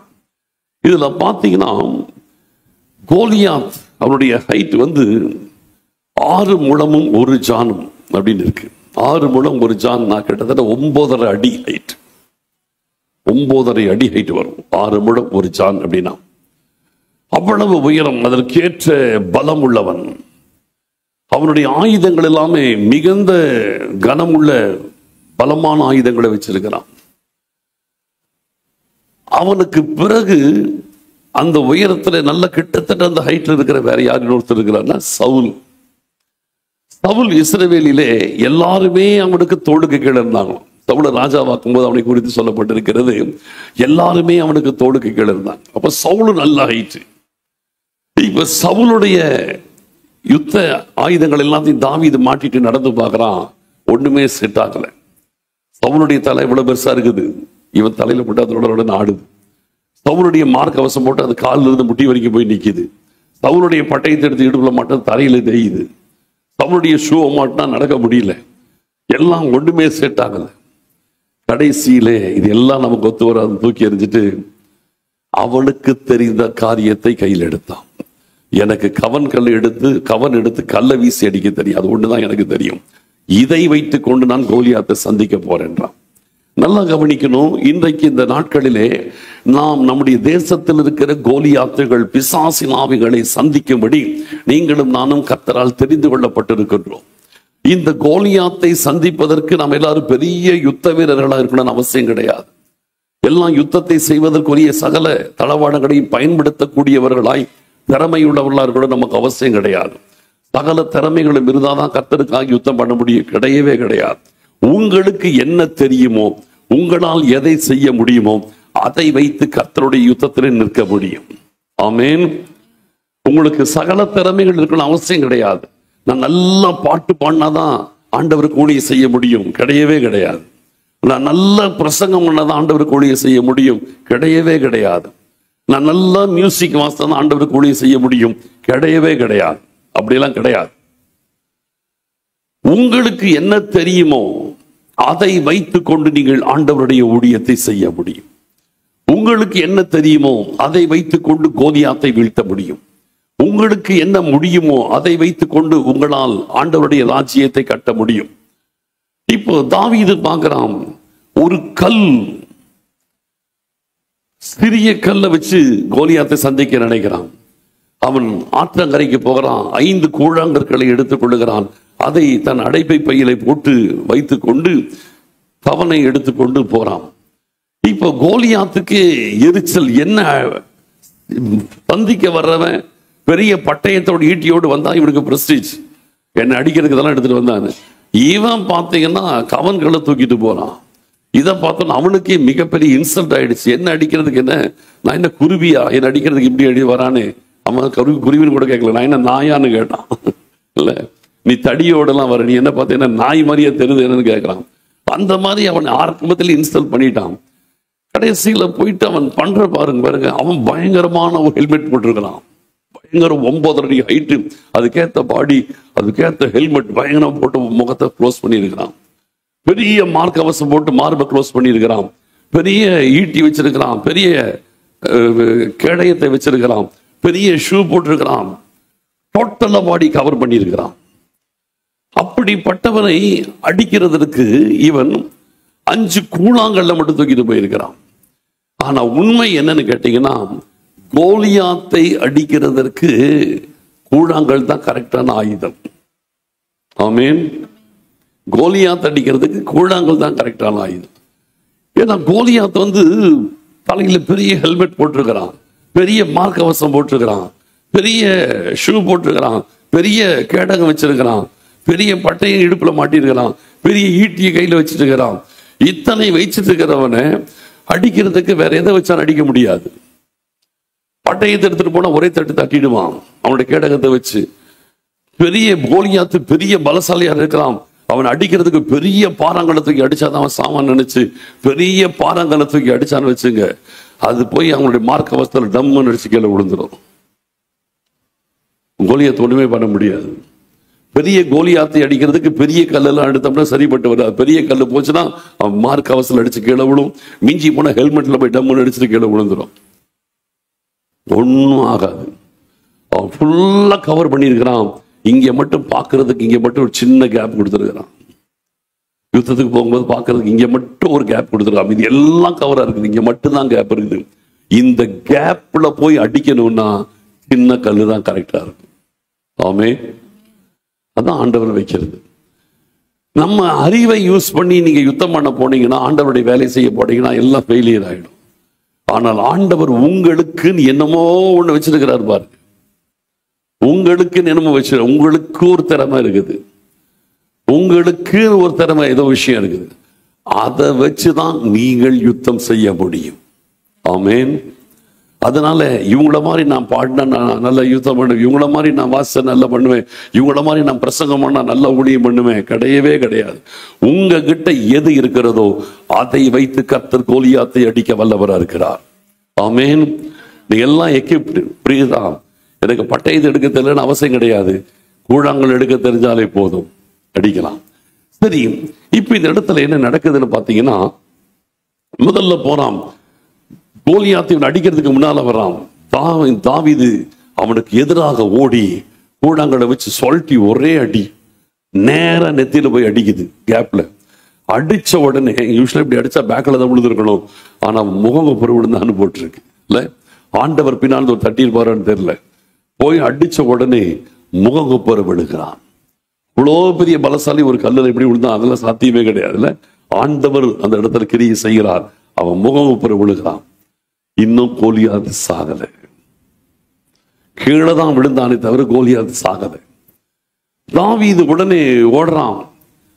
இவங்கிட்ட ஒண்ணுமே இல்லை அவனை வெட்டுறதுக்கு. நேர ஓடி கோலியாத் மேலே ஏறி நின்ட்டானா. ரொம்ப அழகா இருக்குது. அவன் மேலே ஏறிட்டான். அவன் இப்படி கவுந்து விழுந்து கிடக்கிறான்.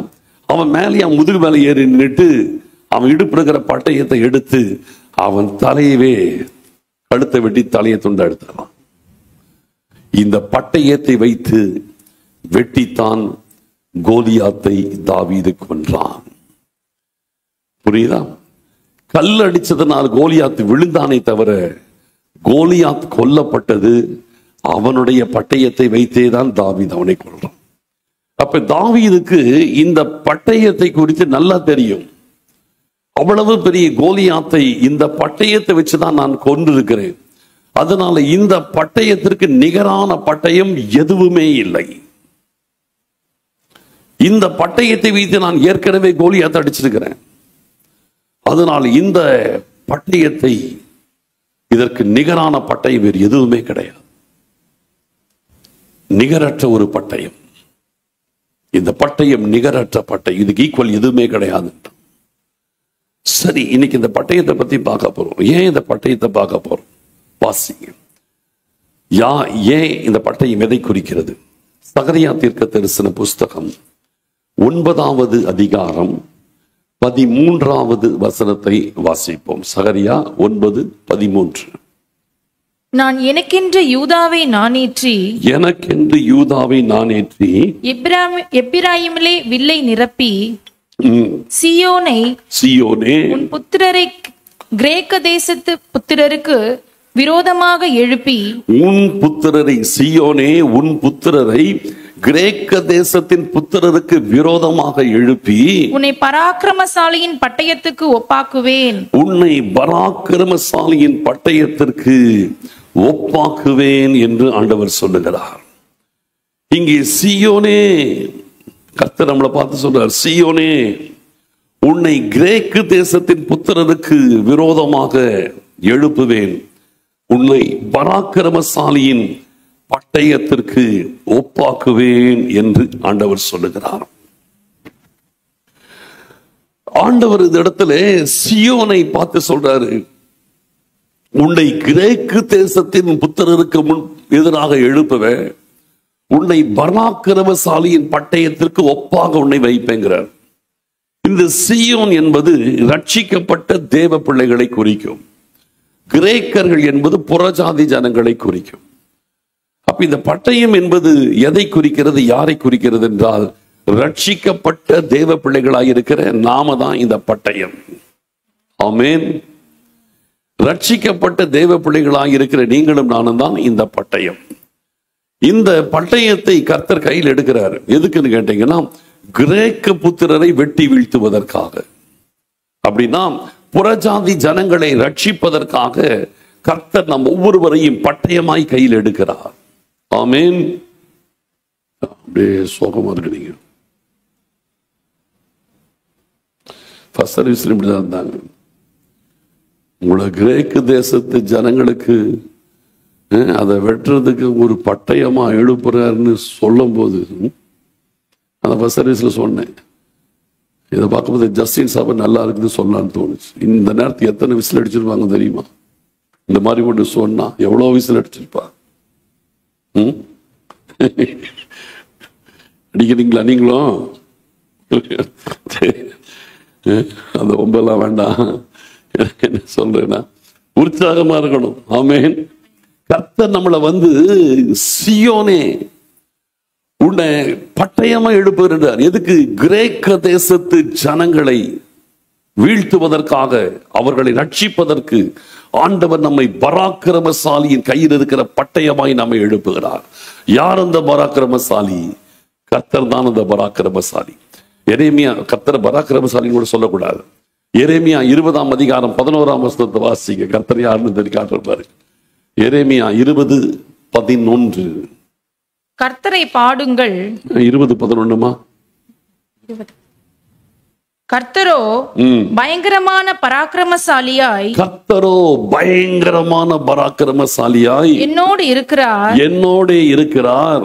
ஆகையால் என்னை துன்பப்படுத்துகிறவர்கள் மேற்கொள்ளாமல் இடறுவார்கள். தங்கள் காரியம் வாய்க்காதபடியால் மிகவும் வெட்கப்படுவார்கள். மறக்கப்படாத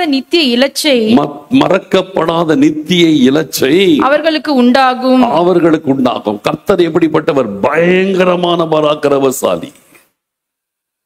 புரியுதா? பயங்கரமான பராக்கிரமசாலி ஆகிய கர்த்தர் அவருடைய கரத்தில் இருக்கிற பட்டயமாய் நம்மை தெரிந்து கொண்டிருக்கின்றார். இந்த பட்டயத்தை பார்த்துதான் தாவீது சொல்றான், இது நிகரற்ற பட்டயம்.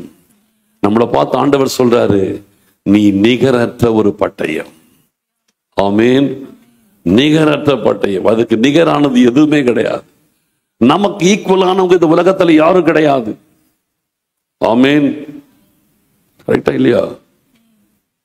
நமக்கு நிகரானவர்கள் இந்த உலகத்தில் யாரும் கிடையாது. உலகத்தில் தலை சிறந்த பதவியில் இருக்கிறவர்கள் நமக்கு நிகரானவர்கள் கிடையாது. ஆமீன். தேசத்தை ஆளுகிறதான எந்த பிரசிடென்டா இருக்கட்டும், பிரைம் மினிஸ்டரா இருக்கட்டும், சீஃப் மினிஸ்டரா இருக்கட்டும், நமக்கு நிகரானவர்கள் கிடையாது. உலகத்திலே நம்பர் 1 பணக்காரனா இருக்கட்டும், நமக்கு நிகரானவன் கிடையாது. அப்படியே இல்லையா? சரியா இல்லையா? தான் உண்மை. நமக்கு நிகரானவர்கள் கிடையாது. நம்ம தான் தேவ பிள்ளைகள். இந்த உலகத்தில் எவ்வளவு பெரிய ஒரு ஆளா இருந்தாலும் சொல்றேன், தேவ பிள்ளைக்கு முன்பாய் அவன் நிகரானவன் கிடையாது. நம்முடைய ஆண்டவரே நிகரற்றவர். ஆமீன். நம்முடைய ஆண்டவர் நிகரற்றவர். அவருடைய பிள்ளைகளாகி நீங்களும் நானும் நிகரற்றவர்கள். அந்த காலத்துல சாரல் நோர் வச்சு பாட்டு பாட்டாங்க, கிராம்பவுண்ட் ரெக்கார்ட்ல. நிகரே இல்லாத சர்வேசா. அருமையான ஒரு பாடல். அப்போ ஆண்டவர், அதான் உண்மை, நிகரே இல்லாதவர் ஆண்டவர். அந்த பாடலை பத்தி நிறைய சரித்திரம் உண்டு. அந்த பாடலை அவங்க அப்போ கிராம்பவுண்ட் பாடினது HMV, ஹிஸ் மாஸ்டர்ஸ் வாய்ஸ், அதுல போட்டாங்க. கிராம்பவுண்ட் பிளேட்ல ஃபர்ஸ்ட் வர கிறிஸ்டின் சாங் அது. இது ஒண்ணு. அடுத்தது என்னது, கேளுங்கள் தரப்படும். இதெல்லாம் கிராம்பவுண்ட் பிளேட்ல வந்த பாட்டு அந்த காலத்துல. இந்த பாட்டை எழுதி ஃபர்ஸ்ட் ரெக்கார்டிங் தியேட்டர்ல போய் பாட போறாங்க சாரல் நவராஜ். அவங்களுடைய ஆரம்ப காலம். அற்புதமானது பாட்டு. அந்த பாட்டுல ஒரு சரணம் வரும், கல்லும் மண்ணும் என் கடவுள் அல்ல, கையின் சித்தரும் தெய்வம் அல்ல, ஆவியோடும் உண்மையோடும் ஆண்டவரை ஆராதிப்பேன் கொள்வாங்க. இதை பார்த்த உடனே HMV காரங்க, ஹிஸ் மாஸ்டர்ஸ் வாய்ஸ், இந்த வரியை பார்த்து, அம்மா இந்த வரியை எடுத்துருங்கம்மா, இந்த பாட்டுல இந்த ஸ்டான்ஸா பாடாதீங்க, இதை பாடினா பெரிய இஷ்யூ ஆயிடும், கல்லும் மண்ணும் என் கடவுள் அல்ல, கையின் சித்தரும் தெய்வம் அல்லன்னு எழுதியிருக்கிறீங்களே, இதனால பெரிய பிரச்சனை வரும், மற்ற ஹிந்துஸ் எல்லாம் சண்டைக்கு வந்துடுவாங்க, அதனால வேண்டான்னு சொல்லிட்டே இருந்திருக்கிறாங்க. இந்த அம்மாவும் சரி சரி சரின்ட்டே இருந்திருக்கிறாங்க. சரி பார்க்கலான்ட்டு இருந்திருக்கிறாங்க.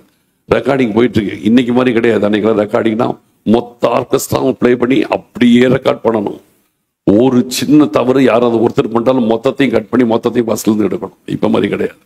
இப்ப 16 ட்ராக், 32 ட்ராக், 64 ட்ராக் இருக்கும். அதுல ஒருத்தர் தப்பு பண்ணா அதை மட்டும் கட் பண்ணிட்டு அதை மட்டும் தனியா வாசிக்கலாம், தப்பா பண்ணிக்கலாம்.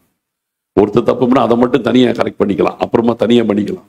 இப்ப எல்லாமே இருக்கு. அப்பெல்லாம் அதெல்லாம் ஒண்ணுமே கிடையாது. அப்ப பாட்டு போயிட்டே இருக்குது.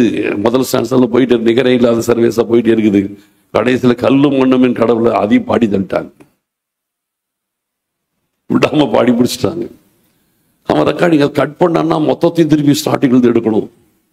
ரொம்ப தொல்லை, அது ரொம்ப கஷ்டம். அதனால என்ன பண்ணிட்டான், என்னடா அது பாடி பிடிச்சிட்டோன்னு வேற வழி இல்லை, பாடியாச்சு, ரெக்கார்ட் பண்ணியாச்சு, சரி போட்டுன்னு விட்டுட்டான், என்ன வந்தா பார்த்துக்கலான்ட்டு. இந்த பாடலை அன்னைக்கு இருந்த தந்தை பெரியார் இருக்கிறார், அவரு கேட்டிருக்கிறாரு. அவரு கேட்டுட்டு இந்த அம்மாவை கூப்பிட்டு, எவ்வளவு அற்புதமா பாட்டு பாடி இருக்கிறம்மா நீ, அவர் கடவுளை இல்லைன்னு சொல்ற மனுஷன், அவரு கூப்பிட்டு சொல்லியிருக்காரு, எவ்வளவு அழகான பாட்டு பாடி இருக்கிறம்மா, இவ்வளவு அருமையான ஒரு பாட்டை யாருமா பாட முடியும். பெரியார் கூப்பிட்டு வாழ்த்தினாராம், தேங்க் பண்ணாராம், இவ்வளவு அழகா பாடி இருக்கிறியம்மா பாட்டு அப்படின்னு. அந்த மாதிரி அப்போ நம்முடைய ஆண்டவர் நிகரற்றவர். அப்ப அவருடைய பிள்ளைகளாகி நீங்களும் நானும் நிகரற்றவர்கள். அதுக்கு தான் இதை சொன்னேன். நம்மை குறித்து ஒரு தாழ்வு எண்ணம் இருக்கக்கூடாது, தாழ்மை இருக்கணும், தாழ்வு மனப்பான்மை இருக்கக்கூடாது. நான் யார்? கர்த்தருடைய பிள்ளை, நான் நிகரற்றவன். ஆமேன். நான் நிகரற்றவர். எனக்கு நிகரானவன் உலகத்தான் யாரும் எனக்கு நிகராக முடியாது. மிகப்பெரிய கோடீஸ்வரனா இருக்கலாம், தேசத்தை ஆளுகிறவனா இருக்கலாம், எவ்வளவு பெரிய ஆளா இருக்கலாம், ஆனால் எனக்கு அவன் நிகரானவன் கிடையாது. ஏன்னா நான் வானத்தையும் பூமியும் சகலத்தையும் படைத்த சர்வ வல்லவருக்கு நான் பிள்ளையா இருக்கிறேன். எனக்கு யாருமே நிகராக முடியாது. இதைத்தான் நீங்க தாவீது சொல்றான், அந்த பட்டயத்தை எனக்கு தாரும், அதற்கு நிகர் இல்லை. அப்போ இந்த பட்டயம் இப்பொழுது மீண்டும் தாவீதின் கருத்துக்கே வந்துருச்சு. ஒரு நாள் இந்த பட்டயத்தை யூஸ் பண்ணி கோலியாத்தை கொன்றார். அதுக்கு பிறகு மறுபடியும் அதே பட்டயம் அதே தாவீது கைக்கு திரும்பி வருது. இந்த கோலியாத் இந்த பட்டயத்தை பார்த்து செஞ்சிருப்பான். ஏன்னா அவன் அவ்வளோ ஹைட்டு, அவன் ஹைட்டுக்கு ஏற்ற மாதிரி இந்த பட்டயம் அவ்வளோ பெருசாக இருந்திருக்கும் இல்லையா? அவன் ஹைட்டுக்கு ஏற்ற மாதிரி இருந்திருக்கும், அவனுடைய ஸ்ட்ரென்த்துக்கு ஏற்ற மாதிரி வெயிட்டாக இருந்திருக்கும், அவனுடைய ஹைட்டுக்கு ஏற்ற மாதிரி இருந்திருக்கும். அவனுக்காக பார்த்து பார்த்து செய்யப்பட்ட அருமையான ப்ரொஃபஷனல் பட்டயமா இருந்திருக்காது. இந்த பட்டயத்தை அவன் பார்த்து பார்த்து செஞ்சு அதை தன் இடுப்புல கட்டினானே தவிர கோலியாத் அதை ஒரு நாளும் யூஸே பண்ணல. கர்த்தர் அதை யூஸ் பண்ண விடல. புரிதா? இஸ்ரவேலரை வெட்டுறதுக்கு அவனை யூஸ் பண்ண விடல.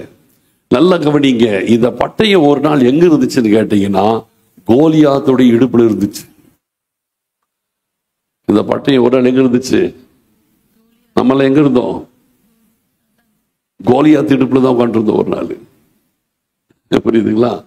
நம்ம எல்லாரும் ஒரு காலத்துல கோலியாத்தோட இடுப்புல இருந்தோம்.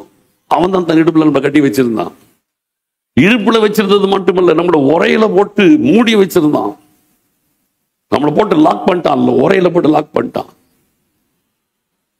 பிசாசு நம்மை தன் கட்டுப்பாட்டுகளே தன் இடுப்புல நம்மளை கட்டி வச்சுட்டு உரையில போட்டு நம்மளை போட்டு தன் கட்டுப்பாட்டுக்குள்ள வச்சுட்டு இருந்தான்.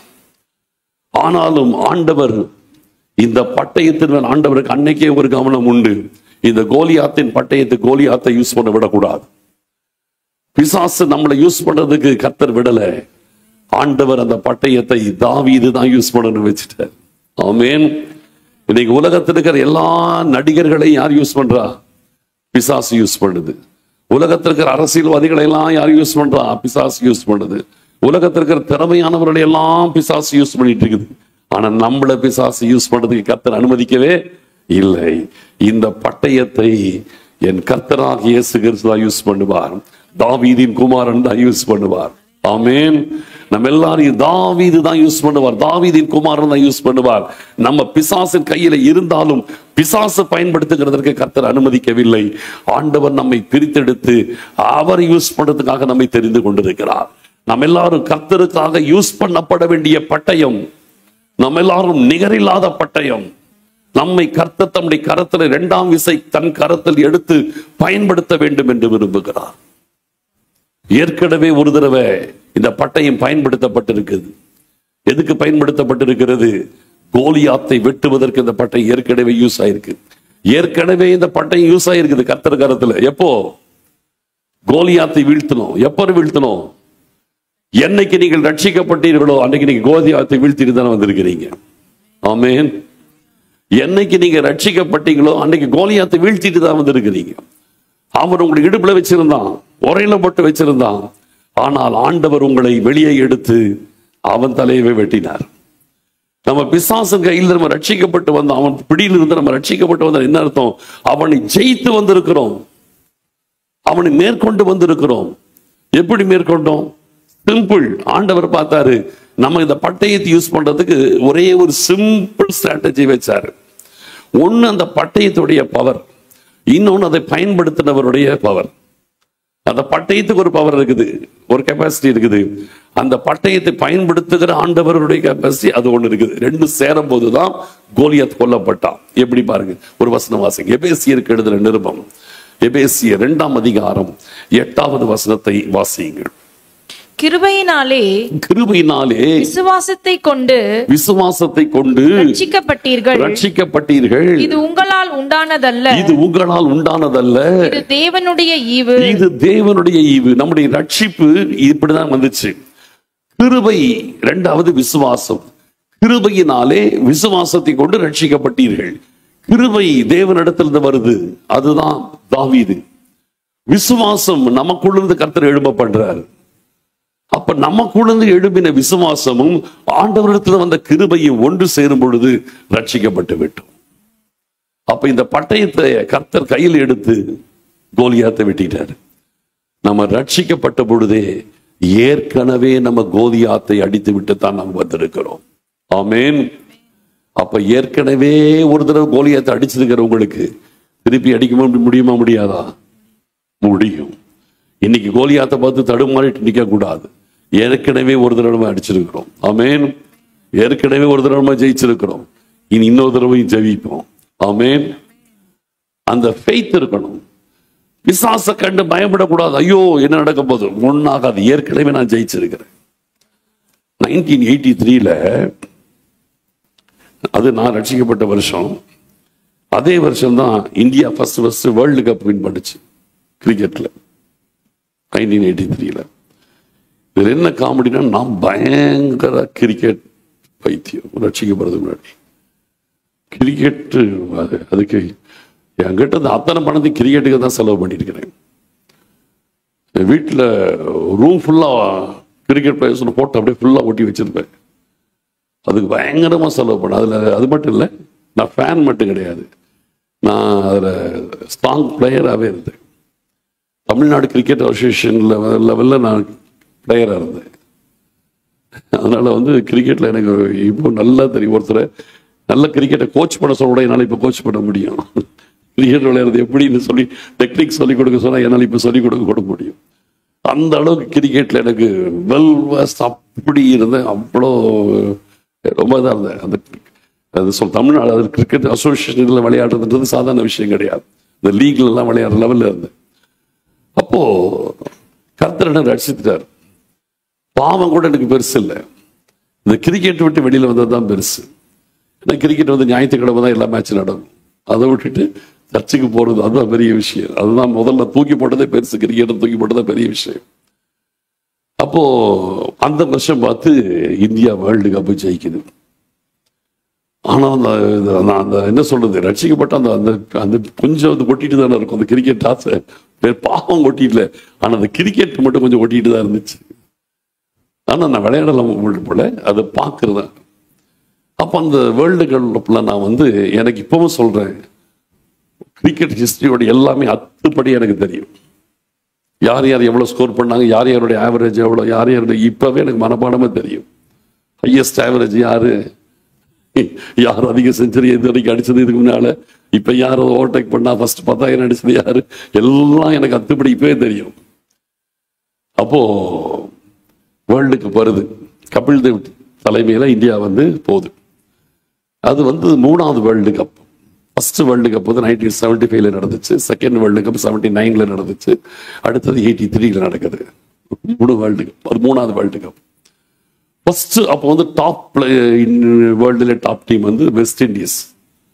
அடுத்தது ஆஸ்திரேலியாவும் ஸ்ட்ராங்கா இருக்கும், இங்கிலாந்து ஸ்ட்ராங்கா இருக்கும். இந்தியா தான் இருக்கிறதுலயே மட்டமான சொத்தையான டீம், உலகத்திலேயே சொத்தையான டீம் இந்தியா தான். அதுல பாத்தீங்கன்னா ஃபர்ஸ்ட் வேர்ல்டு கப்பும் வெஸ்ட் இண்டீஸ் ஜெயிச்சிட்டாங்க. கிளைவ் லாய்ட் பயங்கரமான பிளேயர், அவர் தான் கேப்டன், அவருடைய இதுல ஜெயிச்சிட்டாங்க. 75ல 79லயும் மறுபடியும் ஆஸ்திரேலியாவும் வெஸ்ட் இண்டீஸும் போச்சு, அதுலயும் வெஸ்ட் இண்டீஸ் ஜெயிச்சிட்டாங்க.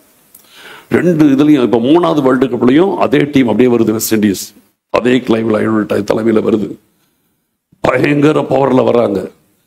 அதுல இந்தியாவுடைய சான்ஸ் வந்து 0.1%, 1% தான் சான்ஸ். வெஸ்ட் இண்டீஸ்க்கு 100% சான்ஸ் வின் பண்றது. இந்தியாவுக்கு சான்ஸ் வந்து 1%. இதுல தான் இந்தியா போகுது. இதுல என்ன கொடுமைனா, ஃபர்ஸ்ட் மேட்ச் இந்தியாவுக்கு வெஸ்ட் இண்டீஸ்க்கும் போட்டு விட்டாங்க லீக் மேட்ச். முதல் மேட்ச் 1% சான்ஸ் இருக்கிற மட்டமான இந்தியா டீமும் 100% சான்ஸ் இருக்கிறவங்களும் ஃபர்ஸ்ட் லீக் மேட்ச் அப்படியே போட்டாங்க. அதுல என்ன ஆடி வேடிக்கைனா, அந்த முதல் மேட்ச்ல இந்தியா ஜெயிச்சிருச்சு. ஆனா அந்த லீக்ல தோக்குறதுனால பிரச்சனை இல்லை, அந்த நாக் அவுட்ல வரும்போது தான் கவனம் ஆடுவாங்க. லீக்ல 2 தோத்தல் பாயிண்ட் தான். அப்ப எல்லாம் நினைச்சாங்க வெஸ்ட் சும்மா விளையாட்டுக்காக விட்டு விளையாடி சும்மா வேணும்னு தோத்துட்டு சும்மா தமாஷ் பண்ணிட்டு இருக்காங்க, பிராக்டிஸ் பண்ணிட்டு வேணா வந்து அதில் அப்படி விட்டு கொடுத்துட்டாங்க. அதனால அவங்களுக்கு ஒன்றும் லாஸ் கிடையாது. நானும் அப்படிதான் நினைச்சேன், எல்லாரும் அப்படிதான் நினைச்சாங்க. அதன் பிறகு ஒவ்வொரு மேட்ச் நடக்குது. ஒவ்வொரு மேட்ச்லையும் பார்த்தீங்கன்னா இந்தியா ஜெயிச்சுக்கிட்டே வருது, நம்ப முடியாதபடி ஜெயிச்சுட்டு வருது. ஜிம்பாப்வேக்கு எதிராக ஒரு மேட்ச் நடக்குது. அதுல பாத்தீங்கன்னா இந்தியா வந்து 35 ரன்னுக்கு 5 விக்கெட் விட்டுட்டாங்க. 35 ரன் தான், ஒரு 100 கூட தேராது. திடீர்னு கபில் தேவ் உள்ள வந்து அடிச்சான், 171 அடிச்சான், தூக்கிட்டு போயிடுச்சு. ஸ்கோர் எங்கேயோ போயிடுச்சு, ஒரே ஆள் நின்று அடிச்ச உடனே அந்த மேட்ச் ஜெயிச்சுட்டாங்க. தோக்குற மாதிரி போன மேட்ச் அதுலயும் ஜெயிச்சுட்டாங்க. பயங்கரமான இது. கடைசியில நாக் அவுட்டுக்கு வராது, எனக்கு லீக்லயே இந்தியா போகும்போது நினைச்சா நாக் அவுட்டுக்கு வந்துருச்சு, டாப் 4ல வந்துருச்சு. யாரும் நம்ப முடியல, டாப் 4 இந்தியாவா?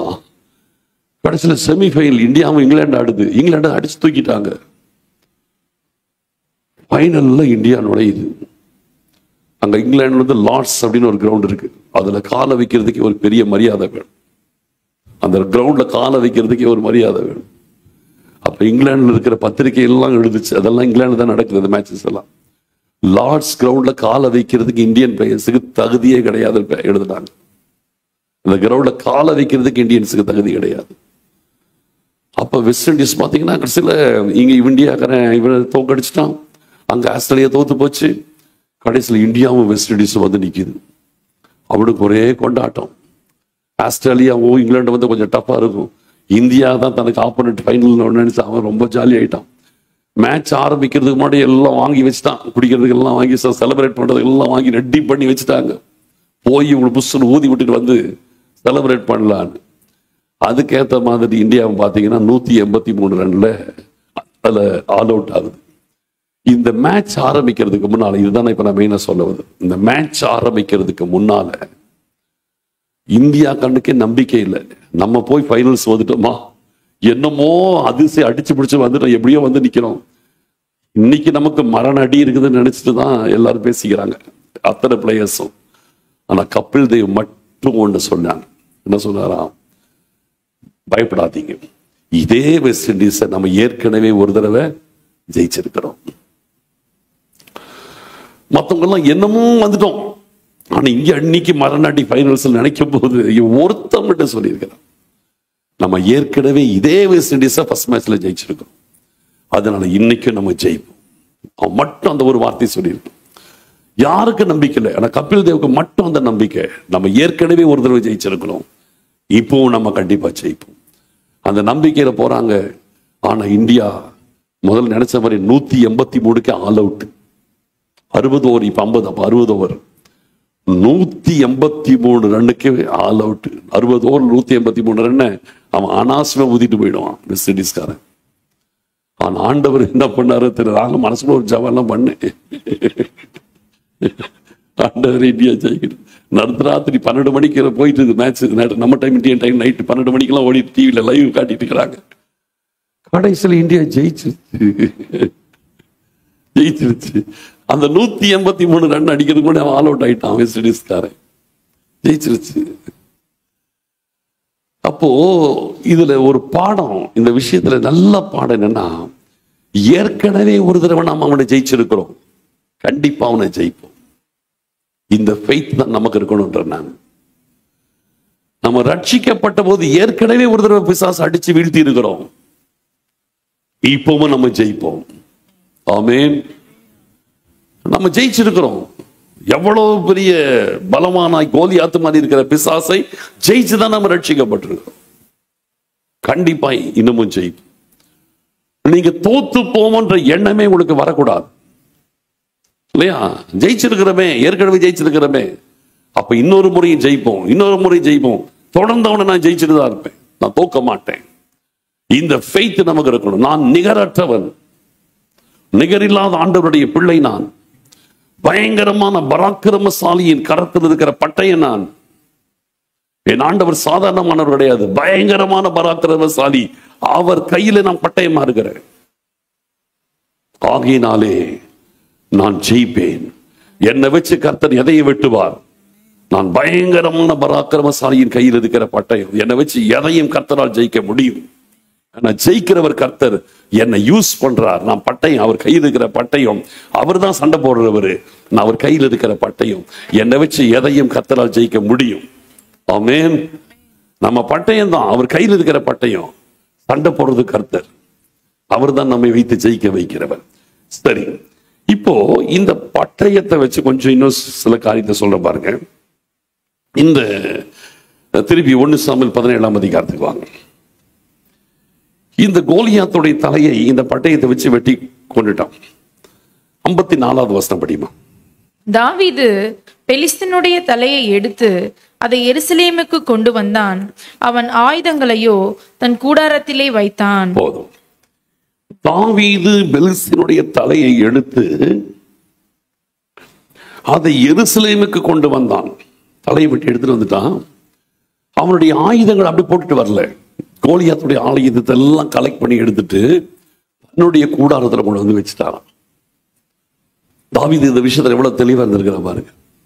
கோலியாத்தை ஜெயித்தது மட்டுமல்ல, அவனுடைய தலை சீரா, அவனுடைய மார்க் கவசம், அவனுடைய பட்டயம், அவனுடைய ஈட்டி, அவனுடைய ஷூ எல்லாத்தையும், அவனுடைய கேடயம் எல்லாத்தையும் அள்ளி கொண்டு வந்து தன்னுடைய கூடாரத்தில் வச்சுட்டான். வச்சுட்டு அதன் பிறகு தாவீது இருக்கிறான். இப்ப தாவீதுடைய வாழ்க்கையில் நிறைய பிரச்சனை ஆகி போச்சு. என்ன? சவுல் துரத்த ஆரம்பிச்சிட்டான். சவுல் துரத்த ஆரம்பிச்ச உடனே தாவீது தன் ஜீவன் தப்ப ஓடி போறான். எந்த பட்டயத்தையும் எடுத்துட்டு வரல, எந்த ஈட்டியும் எடுத்துட்டு வரல, தன் கூடாரத்துல வச்சது தான் தெரியும்.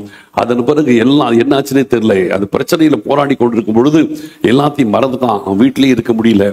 அவன் அலைஞ்சு வனாந்தரத்துல ஓடிக்கொண்டிருக்கிறான். கடைசியிலே இங்கே நோபுன்ற இடத்துல வந்து இந்த ஆசாரின் இடத்துல வந்து நிற்கிறான். கொண்டு வந்து தன் கூடாரத்தில் வச்சதுதான் தெரியும். அதுக்கு பிறகு தாவீதுடைய நிலை வந்து அலையிற மாதிரி ஆகி போச்சு. இப்ப அந்த ஆயுதங்கள்லாம் என்னாச்சுன்னு தாவீதுக்கு தெரியாது, எங்க போச்சுன்னே தெரியாது. வந்துட்டான். இப்பொழுது இங்கே வந்து இருக்கும் பொழுதுதான் இந்த பட்டயம் மறுபடியும் இவர் கையிலே வருது. இப்போ இந்த பட்டயம் இப்போ அபிமெலேக் என்ற இந்த ஆசாரி, அகிமெலேக் என்ற ஆசாரியனுடைய கையில இருக்குது. இந்த ஆசாரியன் தன்னுடைய ஆசாரி ஊழியம் செய்கிற இடத்துல ஒரு புடவையில சுற்றி அதை ஏபோத்துக்கு பின்னால வச்சிருந்தாராம். இப்ப அந்த பட்டயம் எப்படி இப்படி வந்திருக்கும்னு கொஞ்சம் யோசிச்சு பாருங்க. இது எப்படி வந்துச்சுன்னு பைபிள்ல போடல, அவன் கூடாரத்துல வச்சான்னு போட்டிருக்கு. இது எப்படி இந்த அகிமெலேக் என்கிற ஆசாரி கைக்கு வந்துச்சு நமக்கு தெரியாது, பைபிள்ல போடல. ஆனா பட்டயம் மட்டும் தான் வந்திருக்குது. அதை தவிர வேற ஒண்ணுமே இல்லைங்கிறான். ஈட்டி இல்ல, கடையும் இல்லை, அதெல்லாம் இல்லை. இது ஒண்ணு மட்டும் வந்திருக்குது. மற்றதெல்லாம் ஒருவேளை யாரோ தூக்கிட்டு போயிட்டாங்களோ தெரியாது. தாவீதின் கூடாரத்துல மற்ற தூக்கிட்டு போயிட்டாங்களோ நமக்கு தெரியாது. இது ஒண்ணு மட்டும் இங்க வந்திருக்குது. இந்த பட்டயத்தை தாவீது தன் கூடாரத்தில் கொண்டு போய் வைக்கும் போது எப்படி கொண்டு போய் வச்சிருப்பார், அதை மட்டும் கொஞ்சம் நம்ம கெஸ் பண்ணுவோம். கோலியாத்துடைய பட்டயத்தை மட்டும் தான் எடுத்து தாவீது யூஸ் பண்ணார் இல்லையா? அந்த பட்டயத்தை வச்சு அவனுடைய கழுத்தை வெட்டி தலையை துண்டை எடுத்தார். அப்ப அந்த பட்டயம் நிச்சயமாய் ரத்த கரை படிந்திருக்கு. கோலியாத்துடைய ரத்தம் அந்த பட்டயத்துல ஃபுல்லா ரத்தம் படிச்சிருக்கு. அப்ப இந்த பட்டயத்தை வச்சுதான் கோலியாத்தை கொன்றது. அப்போ ஆண்டவர் நம்மளை வச்சே நம்மளை என்ன செய்யார்? பிசாசை கொல்ல வச்சார். நம்மளை வச்சே பிசாசை அடிக்க வச்சார். இப்போ இந்த பட்டயம் ரத்த கரையா இருக்குது. அப்ப அது என்ன செஞ்சு அப்படியே தூக்கி வச்சிருக்க மாட்டான், கழுவி இருப்பான். தாவீது என்ன செஞ்சிருவான்? அந்த பட்டயத்தை ஃபர்ஸ்ட் வாஷ் பண்ணியிருப்பான். அந்த ரத்தத்தில் என்ன வாஷ் பண்ணியிருப்பான். இப்படித்தான் கர்த்தர் நம்மளை வச்சு பிசாசை கொன்றது நம்முடைய ரட்சிப்பின் அடையாளம். அதுக்கு பிறகு இந்த பட்டயத்தை ஆண்டவர் என்ன செய்யறாரு? கழுவினாரு. அதான் ஞானஸ்தானம். ஞானஸ்தானத்தின் மூலமா நம்ம என்ன செய்ய? நம்முடைய பாவங்கள் கழுவப்பட்டது. ஞானஸ்தானம் பெற்றும் பாவங்கள் போக கழுவப்படு. ஞானஸ்தானம் பெறும்போது பாவங்கள் போக நம்ம கழுவப்படுகிறோம். அப்ப ஆண்டவர் நம்மை ஞானஸ்தானத்தின் மூலமாக இதை கழுவுவதற்கு அடையாளமாக ஞானஸ்தானத்தின் மூலமாக கழுவப்படுங்கிறார். அப்ப நம்முடைய வாழ்க்கையிலே இரண்டாவது ஆண்டவர் செய்ததான காரியம், ஞானஸ்தானத்தின் மூலமாக நம்மை கழுவினார், நம்மை பரிசுத்தப்படுத்தினார். இதுக்கு பிறகு அது கழுவினா போதாது. கழுவி கொண்டு போய் அப்படியே ஈரத்தோடு வச்சா துரு பிடிச்சிடும் இல்லையா? கழுவி கொண்டு போய் வச்சா துரு பிடிச்சிடும். அப்ப கழுவி ஒழுங்கா தொடச்சு எண்ணெய் போட்டிருப்பான். துரு பிடிக்காம இருக்கிறதுக்கு என்ன போடணும்? எண்ணெய் போடணும். அதுதான் அபிஷேகம் இல்லையா? அந்த ரத்தக்கரை போக கழுவினாரு. கழுவிட்ட பிறகு அதை தொடச்சு அதுல எண்ணெய் போட்டு பத்திரமா கூடாரத்தில் வச்சிருப்பான். இதுதான் ஆண்டவர் நமக்கு கொடுத்த அபிஷேகம். இதெல்லாம் தாவீது பண்ணியிருப்பான் இல்லையா? தாவீது தான் பண்ணார். நமக்கு நம்மளை வச்சு பிசாசு ஜெயிக்க வச்சாரு. அடுத்து நமக்கு ஞானஸ்தானம் எடுக்க வச்சாரு. பின்பு நம்மை அபிஷேகம் பண்ணினார். எண்ணெய் பூசியாச்சு. எண்ணெய் பூசி கூடாரத்தில் கொண்டு போய் வச்சாச்சு. இது வரைக்கும் தான் 17ஆம் அதிகாரம் சொல்லுது. இதெல்லாம் சுத்தம் பண்ணி கொண்டு போய் கூடாரத்தில் வச்ச வரைக்கும் 17ஆம் அதிகாரம் சொல்லுது. அதுக்கு பிறகு 21ஆம் அதிகாரத்துல இந்த பட்டயத்தை பத்தி நம்ம பார்க்கிறோம். இப்ப இந்த 21ஆம் அதிகாரத்துல இந்த பட்டயத்துடைய நிலைமையை பார்த்தீங்கன்னா அதுதான் நம்ம கவனிக்க வேண்டிய காரியம். 9வது வசனத்தை திருப்பி படிமா. அதற்கு ஆசாரியன், நீர் ஏலே பள்ளத்தாக்கிலே கொன்ற பெலிஸ்தேனாகிய கோலியாத்தின் பட்டயம் இதோ ஏபோத்துக்கு பின்னாக ஒரு புடவையிலே சுருட்டி வைத்திருக்கிறது. அதை நீர் எடுக்க மனதானால் எடுத்துக்கொண்டு போம், அதுவே அல்லாமல் வேறொன்றும் இங்கே இல்லை என்றான். அப்பொழுது தாவீது, அதற்கு நிகரில்லை, அதை எனக்கு தாரும் என்றான். தாவீது அதை கழுவினாரு, பட்டயத்தை வச்சு அதை பிசாசு ஜெயிக்க வச்சாரு, கழுவினாரு, ஞானஸ்நானம் எடுக்க வச்சாரு, எண்ணெய் பூசி அதை துருப்பிடிக்காம வச்சாரு. அதோட தாவீது வச்சதுக்கு அந்த கூடாரத்தை பத்தி தெரியல, அவ்வளவுதான். இப்போ இது இந்த அகிமேலேக்கு என்கிற ஆசாரியன் கையில வந்திருக்குது. இது அகிமேலேக்கு சொல்றான், இந்த பட்டயம் எப்படி இருக்குதான், புடவையில சுத்தி வச்சிருக்குதான், புடவையில சுத்தி ஏபோத்துக்கு பின்னாடி வச்சிருக்குதான். தாவீது கழுவி, தாவீது அதை எண்ணெய் பூசி அவ்வளவு தூரம் ப்ரிப்பேர் பண்ணி பத்திரமா பாதுகாத்த பட்டயம் இப்ப புடவையில சுத்திட்டு கிடக்குது. நிறைய பேர் வாலிப பிராயத்தை நல்ல பட்டயம் மாதிரி இருந்தவங்க கல்யாணம் ஆனோன்னு புடவையில சுத்தி போய் மாட்டிக்கிட்டு இருக்கிறாங்க. இந்த பக்கம் தான் பார்த்து கேட்கணும், கல்யாணத்துக்கு மேல எவ்வளவு உற்சாகமா இருந்தோம், எல்லாம் புடவையில சுத்திட்டு ஒரு மூலையில கிடக்குது. அப்படிதானே? நான் சுந்தர இல்லையா? மார்டின் குளோரி, நீதான் நல்லா எவ்வளவு உற்சாகமா இருந்தியப்பா நீ கல்யாணத்துக்கு முன்னால. எல்லாம் உற்சாகமா இருந்தாங்க. எல்லாம் கடைசியில பார்த்தா புடவையில சுத்திட்டு ஒரு மூலையில வச்சுட்டாங்க. பிரதர் சுத்தி வச்சுட்டாங்க. அவ்வளவு ஆக்டிவா இருந்த பட்டயம், கோலியாத்தை அடிச்ச பட்டயம், கல்யாணம் ஆனு புஷ்னு போயிடுச்சு, அல்லது வேலை ஏதோ ஒண்ணு புஷ்னு போயிடுச்சு, ஏதோ ஒண்ணு கடைசியில போய் லாக் ஆயிடுச்சு. இப்ப அது வேஸ்டா ஒரு ஓரத்துல கிடக்குது. ஆக்டிவா இருந்த பட்டயம், கோலியாத்தை அடிச்ச பட்டயம், கழுவப்பட்ட பட்டயம், எண்ணெய் பூசப்பட்ட பட்டயம், இந்த பட்டயம் பார்த்தீங்கன்னா ஒரு மூலையில் இப்ப சுருட்டி வைக்கப்பட்டிருக்கிறது. நிறைய பேரோட லைஃப் அப்படி ஆயிடுது. கல்யாணத்துக்கு முன்னாடி எப்படி ஜெபிப்பேன் தெரியுமா, கல்யாணத்துக்கு முன்னாடி எப்படி பைபிள் படிப்பேன் தெரியுமா, என் வாலிப பிராயத்தில் எப்படி ஊழியம் செஞ்சேன் தெரியுமா, இன்னைக்கு எப்படி இருக்கிறேன் தெரியுமா அப்படின்னீங்கன்னா அவ்வளவுதான், ஒரு மூலையில சுருட்டி வச்சாச்சுன்னு அர்த்தம். இன்னைக்கு ஆண்டவர் சொல்றாரு, நீ சுருட்டி வைக்கிறத காலம் முடிஞ்சு போச்சு, மறுபடியும் உன்னைய கையில் எடுக்க போறேங்கிற. ஆமேன். சும்மா ஒரு ஓரத்தில் சுருட்டி வைக்கப்பட்டதெல்லாம் போதும், மறுபடியும் எழும்புங்கள். மறுபடியும் மறுபடியும் அந்த பட்டயத்தை எங்கிட்ட கொண்டு வா. இந்த பட்டயம் நிகரில்லாத ஒரு பட்டயம். இதை யூஸ் பண்ணி கோலியாத்தியை வெட்ட முடிச்சது. இது ஒரு நிகரில்லாத பட்டயம். இந்த பட்டயத்தை யூஸ் பண்றதுக்கு தாவீதுக்கு தான் தெரியும், தாவீதுக்கு தான் அனுமதி கொடுக்கப்பட்டுச்சு. என்னை யூஸ் பண்றதுக்கு என் இயேசு கிறிஸ்துவுக்கு தான் தெரியும், என் இயேசு கிறிஸ்துவுக்கு தான் என்னை பயன்படுத்தக்கூடிய அனுமதி அவருக்கு தான் இருக்கிறது. ஆமேன். உலகம் என்னை யூஸ் பண்ணக்கூடாது, நான் எனக்கு என்று யூஸ் ஆகிருக்க கூடாது, என்னை சுத்திலும் இருக்கிறவங்க எல்லாம் என்னை யூஸ் பண்ணக்கூடாது. என்னை தாவீதின் குமாரன் அவர் தான் என்னை யூஸ் பண்ணார். ஆமேன். ஆண்டவர் தான் என்னை யூஸ் பண்ணார். இப்ப தாவீது திரும்பி வந்து கேட்கும்போது இதே பட்டயத்தை தாவீது கிட்ட எடுத்து கொடுக்கிறான். தாவீது சொல்றான், திருப்பி அதை எனக்கு தாரும், இது நிகரற்ற பட்டயம். இன்னைக்கு ஆண்டவர் நம்மை குறித்து ஒரு பெரிய திட்டம் வச்சிருக்கிறாரு. ஒரு காலத்துல இப்படி ஜெபிச்சேன், ஒரு காலத்துல இப்படி இருந்தேன், இப்படி எல்லாம் இருந்தேன், இப்ப எனக்கு பல வேலைகள், உலக வேலைகள், மற்ற காரியங்கள், குடும்பம் வளர்ந்துருச்சு, குடும்பம் வந்துருச்சு, குடும்ப பொறுப்பு வந்துருச்சு, வேலை பொறுப்பு வந்துருச்சு, என்னால முன்னமால் இருக்க முடியலன்னீங்கன்னா நீங்கள் மறுபடியும் ஆண்டவர் கையில வர வேண்டும். ஆமேன். மறுபடியும் நீங்க ஆண்டவர் இன்னொருத்தல வரணும். மறுபடியும் கர்த்தர் உங்களை கையில் எடுக்க விரும்புகிறாரு. நீங்கள் சுருட்டி வைக்கப்பட்டது போதும், மறுபடியும் ஆண்டவர் கையில நீங்கள் வர வேண்டும். தாவீது தேடி வந்துட்டார் மறுபடியும் அந்த பட்டயத்தை எடுக்கிறதுக்காக. அதனால் இன்றைக்கு கர்த்தர் இந்த சர்வீஸ்ல நம்மளை தேடி வந்திருக்கிறார். எதுக்கு? மறுபடியும் உங்களை மறுபடியும் தன் கையில் எடுக்கிறதற்காக. ஆமேன். வருவீங்களா, வர மாட்டீங்களா? ஆண்டவர் கையில வரணும் வல்லமையாய். நம்முடைய வாழ்க்கை சுருட்டி ஒரு ஓரத்தில் வைக்கப்படுவதற்காக கிடையாது. நம்முடைய ஆண்டவர் கர்த்தருக்காக பயன்படுத்தப்படுவதற்காகவே நம்முடைய வாழ்க்கை. அதனால மீண்டும் கர்த்தர் நம்மை தன் கரத்தில் எடுக்கிறார், எடுத்து மறுபடியும் பயன்படுத்த போகிறார்.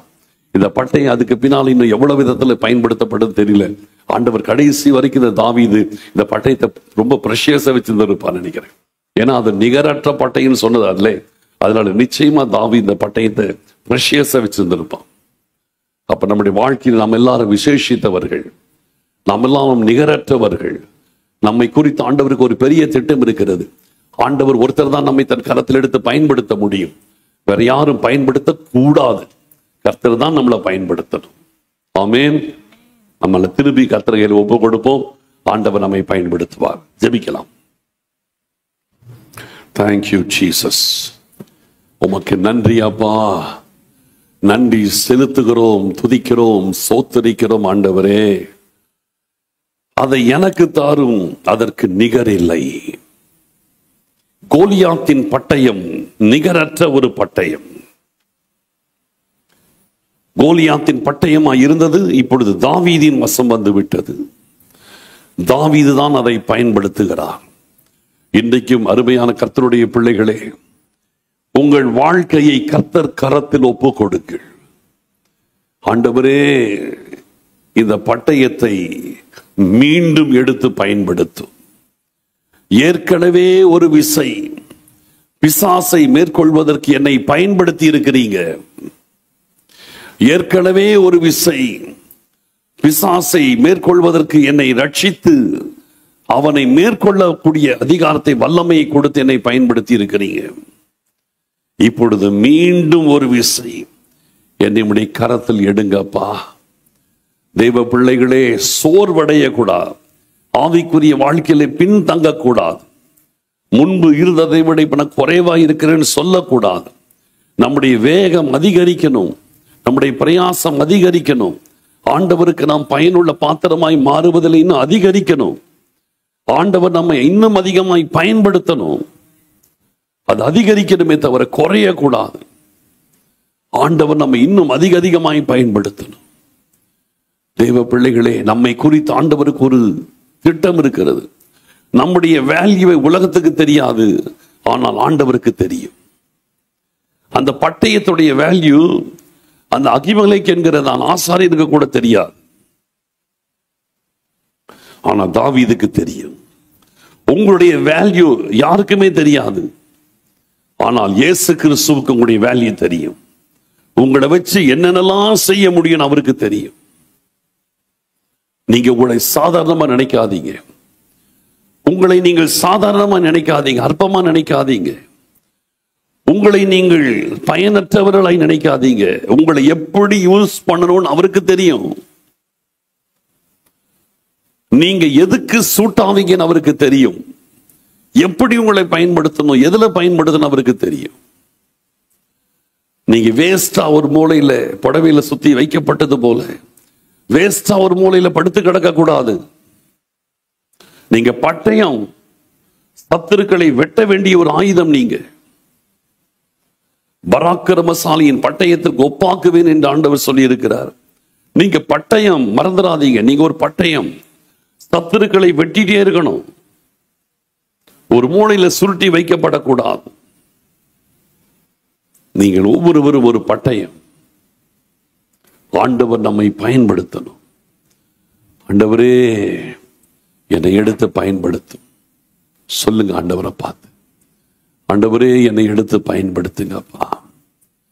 என்னை எடுத்து பயன்படுத்துங்க, என்னை எடுத்து பயன்படுத்துங்க. ஆண்டவரே, ஏற்கனவே பிசாசை மேற்கொள்வதற்கு என்னை பயன்படுத்தி இருக்கிறீங்க. என்னை தொடர்ந்து பயன்படுத்துங்க ஆண்டவரே. இடையிலே நான் பயனில்லாம போயிருக்கலாம், ஆனா மீண்டும் என்னை எடுத்து பயன்படுத்துங்க. கேளுங்க ஆண்டவரை பார்த்து, என்னை பயன்படுத்துங்கப்பா. என்னுடைய வேல்யூ உங்களுக்கு தான் தெரியும். என்னுடைய வேல்யூ உலகத்து மனுஷனுக்கு தெரியாது. என்னை எப்படி யூஸ் பண்ணணும் உங்களுக்கு மட்டும்தான் தெரியும். என்னை யூஸ் பண்ணக்கூடிய மெத்தடு வேற யாருக்கும் தெரியாது. உங்களுக்கு மட்டும்தான் தெரியும் என்னை எப்படி பயன்படுத்த முடியும்னு. என்னை எடுத்து பயன்படுத்துங்க. என்னை எடுத்து பயன்படுத்துங்க ஆண்டவரே. உம்முடைய சித்தத்தின்படி எடுத்து என்னை பயன்படுத்துங்க. உம்முடைய நாமத்தின் மகிமையாக எடுத்து என்னை பயன்படுத்துங்க அப்பா. ஸ்தோத்தரிக்கிறோம், ஸ்தோத்தரிக்கிறோம், ஸ்தோத்தரிக்கிறோம், ஸ்தோத்தரிக்கிறோம். மகா பரிசுத்தமுள்ள எங்கள் அருமையான பிதாவே, தேவரையே இருந்த நல்ல காலை வேளையிலும் ஆண்டவரை எங்கள் ஒவ்வொருவரையும் எடுத்து பயன்படுத்துகிற நல்ல தாவீதாக எங்கள் ஆண்டவர் எங்களோடு இருக்கிறீங்க அப்பா. எங்கள் ஒவ்வொருவரையும் உடைய கரத்தின் பட்டயமாக நீங்க எடுத்து பயன்படுத்துவதற்காக ஸ்தோத்திரம். எங்கள் மூலமாய் உடைய நாம மகிமைப்படட்டும். எங்கள் மூலமாய் உடைய ராஜ்யம் கட்டப்படட்டும். எங்கள் மூலமாய் தேசத்தில் உடைய வல்லமை வெளிப்படட்டும். ஸ்தோத்திரம், ஸ்தோத்திரம், ஸ்தோத்திரம். காத்து கொள்ளுங்கப்பா, ஆசீர்வதிங்கப்பா, வழி நடத்துங்க. ஸ்தோத்திரம், ஸ்தோத்திரம், ஸ்தோத்திரம். நன்றி, ஸ்தோத்தரிக்கிறோம் ஆண்டவரே, மக்கு ஸ்தோத்திரம். நீங்க மாத்திரம் தொடர்ந்து மகிமைப்படுங்க, பயன்படுத்துங்க. துதிகன மகிமை யாவும் நாங்கள் உமக்கு செலுத்துகிறோம். இயேசு கிறிஸ்துவின் மூலம் ஜெபிக்கிறோம் நல்ல பிதாவே, ஆமேன். என் ஆத்துமாவே கர்த்தரை ஸ்தோத்திரி, என் முழு உள்ளமே அவருடைய பரிசுத்த நாமத்தை ஸ்தோத்திரி. என் ஆத்துமாவே கர்த்தரை ஸ்தோத்திரி, அவர் செய்த சகல உபகாரங்களை மறவாதே. ஆமேன். இப்பொழுது நம்முடைய ஆண்டவராக இயேசு கிறிஸ்துவின் கிருபையும் பிதாவாகிய தேவனுடைய அன்பும் பரிசுத்த ஆவியானவருடைய அந்யோன்ய ஐக்கியமும் இன்றும் இன்றும் சதா காலங்களிலும் கர்த்தருடைய வருகை வரைக்கும் என்றென்றைக்கும் நிறைவாய் தங்கியிருப்பதாக. ஆமேன், ஆமேன். ஸ்தோத்திரம், ஸ்தோத்திரம். Praise the Lord.